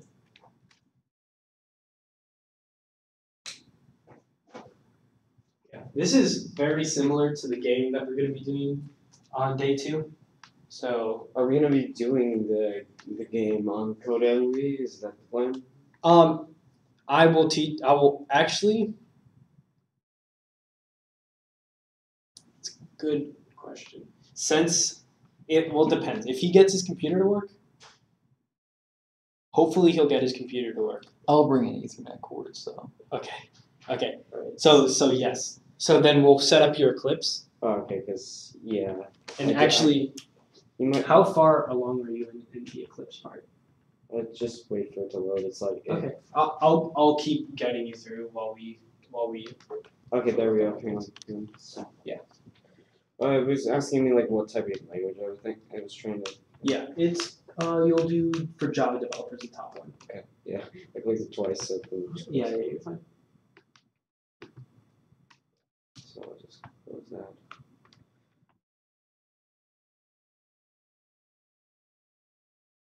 So it's Those are whatever you want. Yeah. except And then you have to read each. You didn't read the terms of service. I'm a bad boy. Wow. Okay, now I will. don't actually. Yeah, I know. Alright, I did it. I didn't read this terms of service. I'm a bad boy. In the terms of service, it said something like, "You will give us your firstborn child."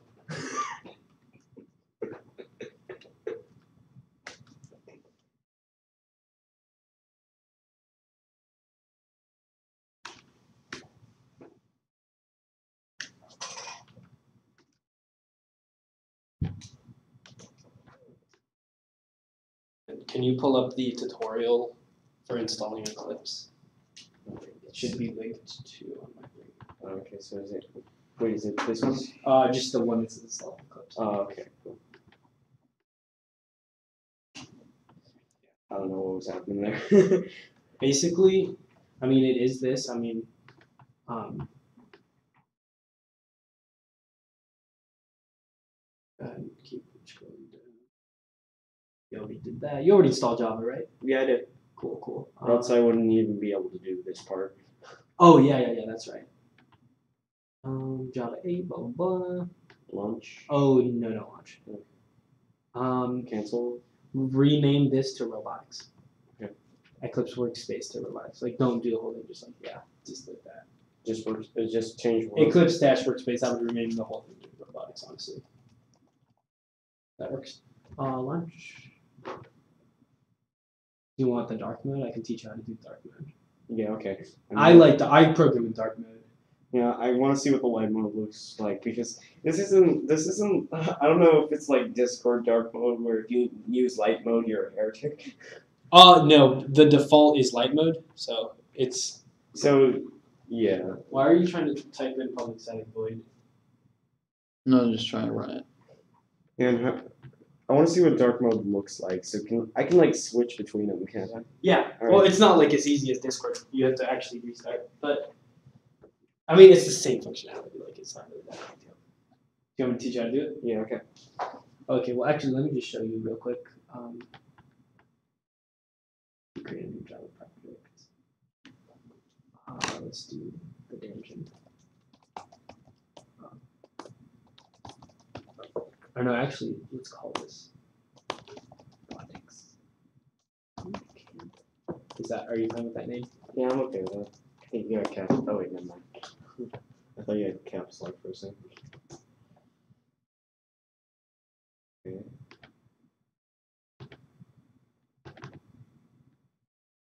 File new, and this is when you make new stuff. Oh, okay. File new class. And then remember the stuff I was talking about with main class. Yeah. If you call it main, then you can actually click your public static void main, and it'll make the thing. So just to finish. Oh, okay. And this is programming environment. This is light mode. I personally did light mode when I was in school. But when I came out of school, I did dark mode because I'm an emo kid. Do you want me to show you what dark mode looks like? Yeah, I mean, I might want to keep it. Window preferences. And I just do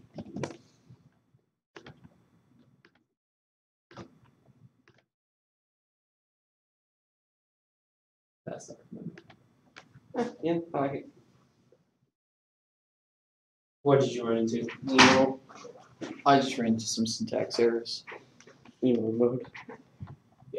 And so tomorrow, if he gets his stuff to work, hopefully he does, then we'll actually use Eclipse, everybody except for Harley. And Harley will do her own thing. But Eclipse is what we use to program the actual robot. So I like it. I think I taught you guys all of the boring concept stuff. I didn't teach Harley arrays. I just realized she doesn't know arrays. You'll just have to do that tomorrow then. Yeah, or I could just be like, Yeah, you could just like email Just- her. I could just be like, I mean, it's on YouTube. Yeah, so she could watch it. Like the cool thing with YouTube Live is as soon as I finish the stream, it'll get uploaded. Yeah. That's one of the reasons why I'm doing that, so I don't have to record and then go through all the trouble of uploading it, which is gonna take like hours because it's like a 1080p video or whatever. Yeah. But no, it automatically uploads and I can just like look for the part and then just timestamp it. Do you want me to teach you how to compile and run so you don't have to do it on my Yeah. computer? Okay, so.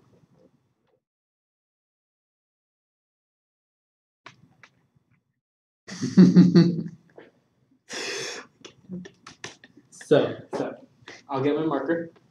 So basically, this is really cool command line stuff that very few programmers these days know how to do, but I had to do that because of CodeMV. So basically, every Java part has a compiler and a runner. So like, you've got your .java files and it's the text files that you wrote, right? Now you basically have to tell Java, hey, can you convert this into an executable? And that's when it makes files called .class. So what you're going to do, and the line that I write is Java C, which is compile, Java compile, and then start, which means wildcard, .java. And this means everything that ends in .java, compile it. Ampersand, ampersand, and. I know that's not, but I don't care. And Java main. So basically, you can do this in 2 lines. You can do Java C, .java, and then Java main. But Java C, this .java, compiles everything, and it's gonna make a bunch of files called something .class. And then main is the name of the class you're running. So if you're doing array test, you would just change main to array test. Then you're fine. I'll be right back. I need to do the restroom.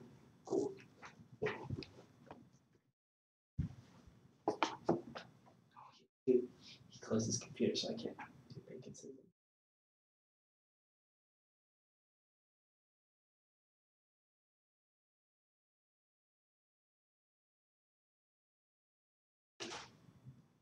So what?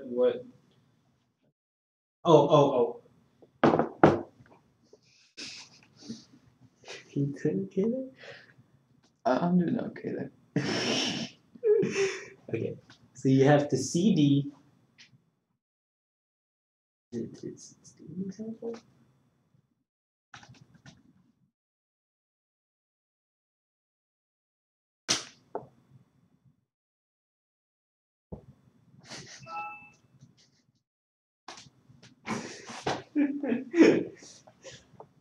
It works on most terminals.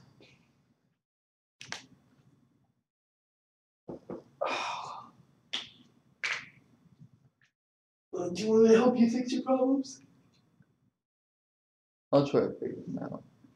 I'll try to figure them out if I can. Okay, that's fine then. It's good. I like that you're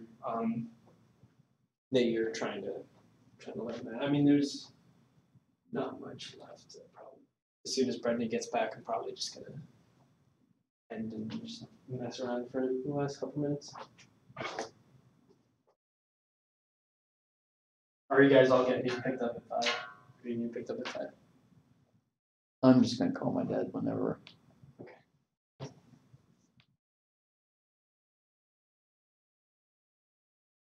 Oh, you don't have a birthday. Well, what a scrub.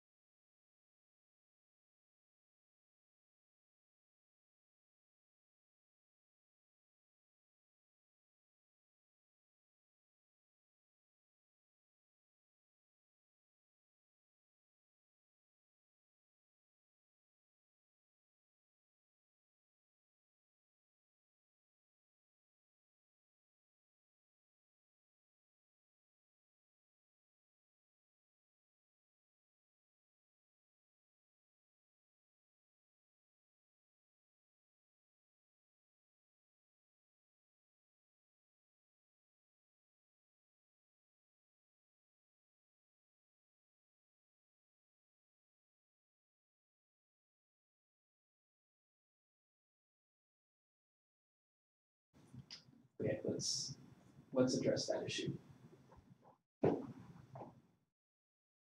So this is in what, main or students? It's in Maine.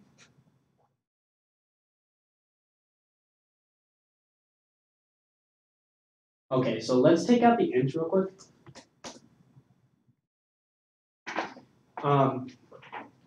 And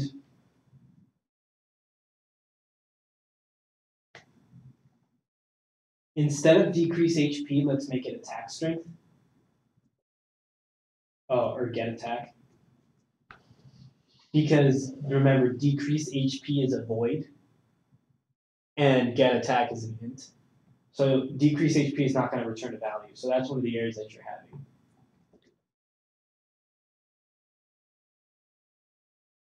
So let's try that again. Okay, now we only get two errors, which is good. So unexpected type. Oh, I forgot to tell you something really important. So when I mean, it's not that important, but like equals is a symbol you use to assign values. Oh, you use two equals. Yeah. How do you know that?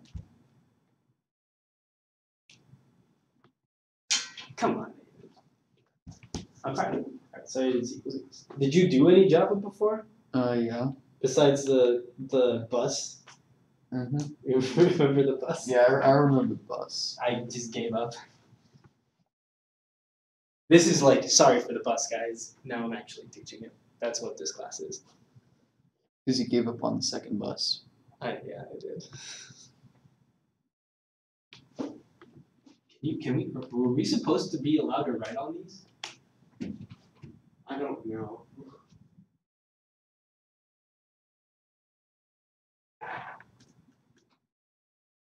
School right now.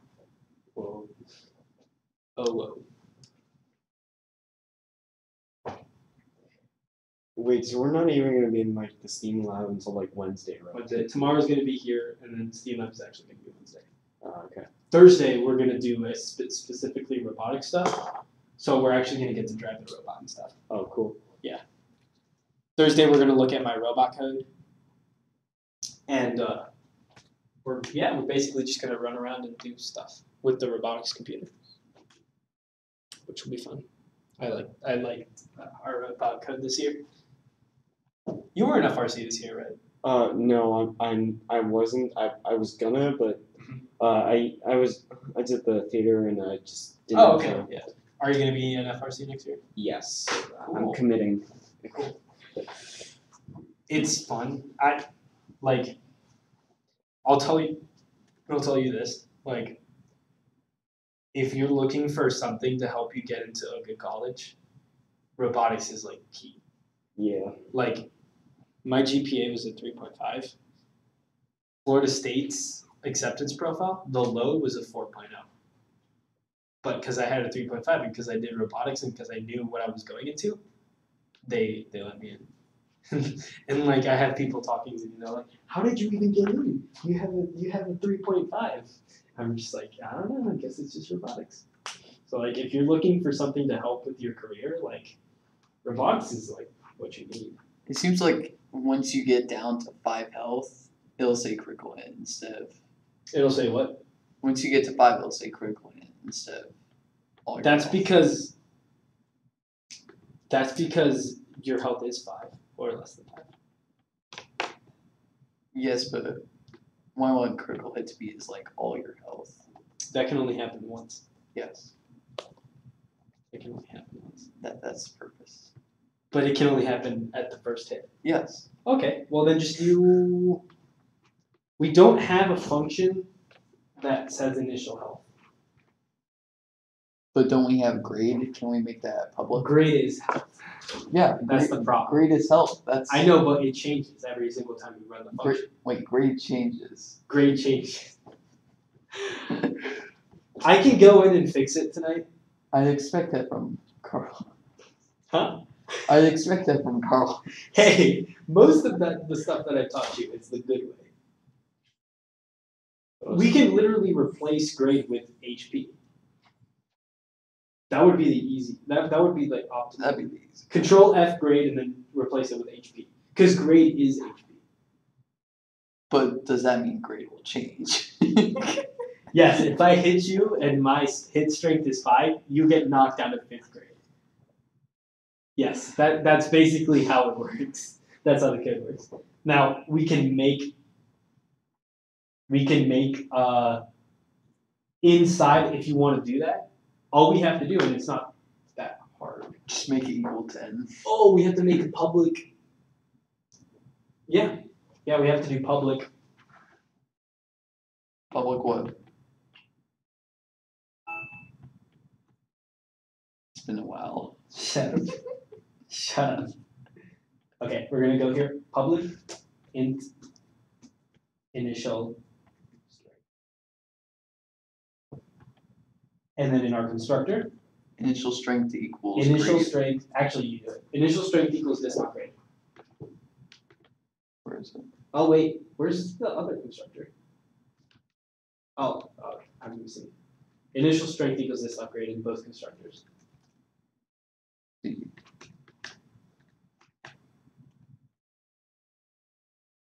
Where is I haven't actually been watching E3, but I should. Like, I should be like keeping up. I heard they released like 50, like Microsoft released like 50 games. Well, I guarantee you, at least like half of them are gonna be like battle royale stuff. Why don't people stop freaking copying Fortnite? Like, it's over. Like Fortnite owns it, and it'll stop being popular in 6 months. Yeah, pretty But much. people like are so stuck onto it. Like, And plus, like, there was like Minecraft Hunger Games in like 2012. And that's yeah, just, you remember Minecraft? How crazy everybody plays. Nobody plays Minecraft anymore. You remember? for Roblox. No, do Roblox Carlos. is, huh? You do Carlos. I play Minecraft. Yes, I play Minecraft, but it's only with friends and like non-cancers.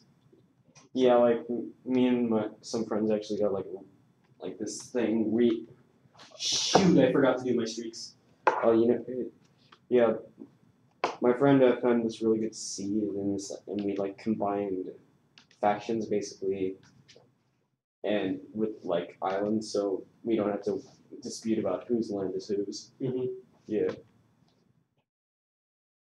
Wait, on Roblox? No, on Minecraft. I don't Oh. play Roblox. Oh, okay.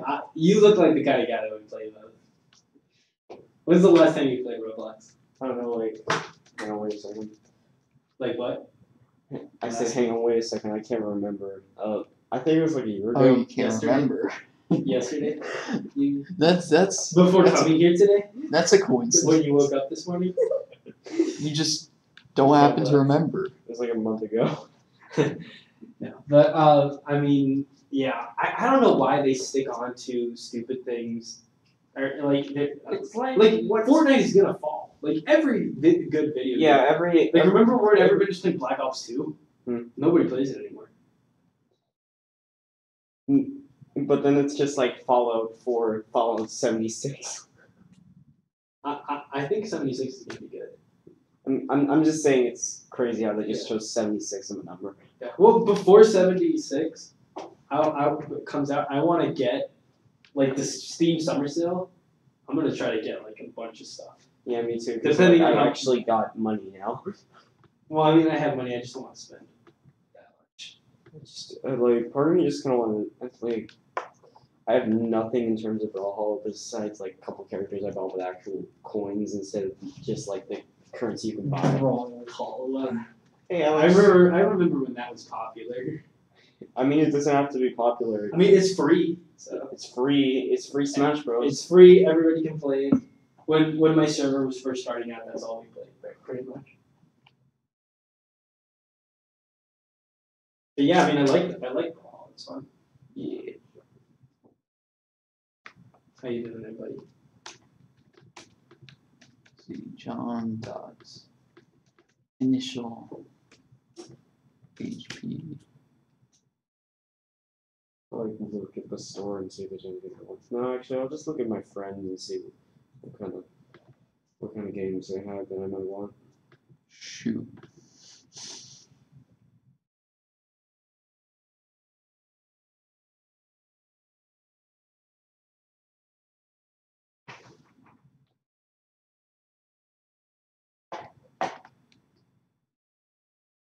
get like Star Wars Battlefront 2, like the good one, not the one the one that was memed to death about how there was infinite microtransactions. EA? Did somebody say EA? Yeah. 1 second. Oh, okay. Variable decline of student type. What? Let's. Where Oh did my I put gosh. this?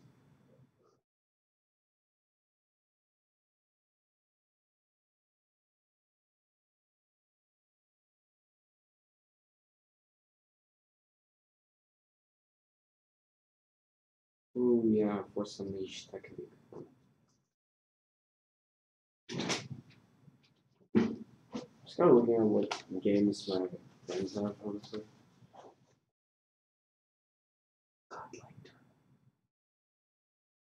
This is one of my friends. A godlike narwhal. It was a theme we were going with. Stop bullying me. Is it truly a furry? No. Why does it? That's what a furry would say. Actually, to be Oh honest, wait! Let me tell you something.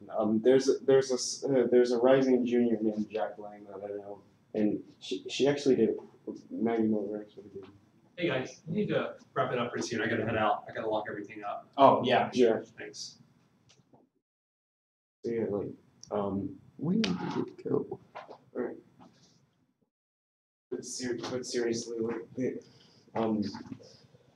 so I do know like a couple of other like actually not rising sophomores, rising juniors that go here. And one of them like Maggie Miller liked him and basically like freaked out on him when he didn't accept. Hey, let's not talk about this on a live stream. Let me end the stream.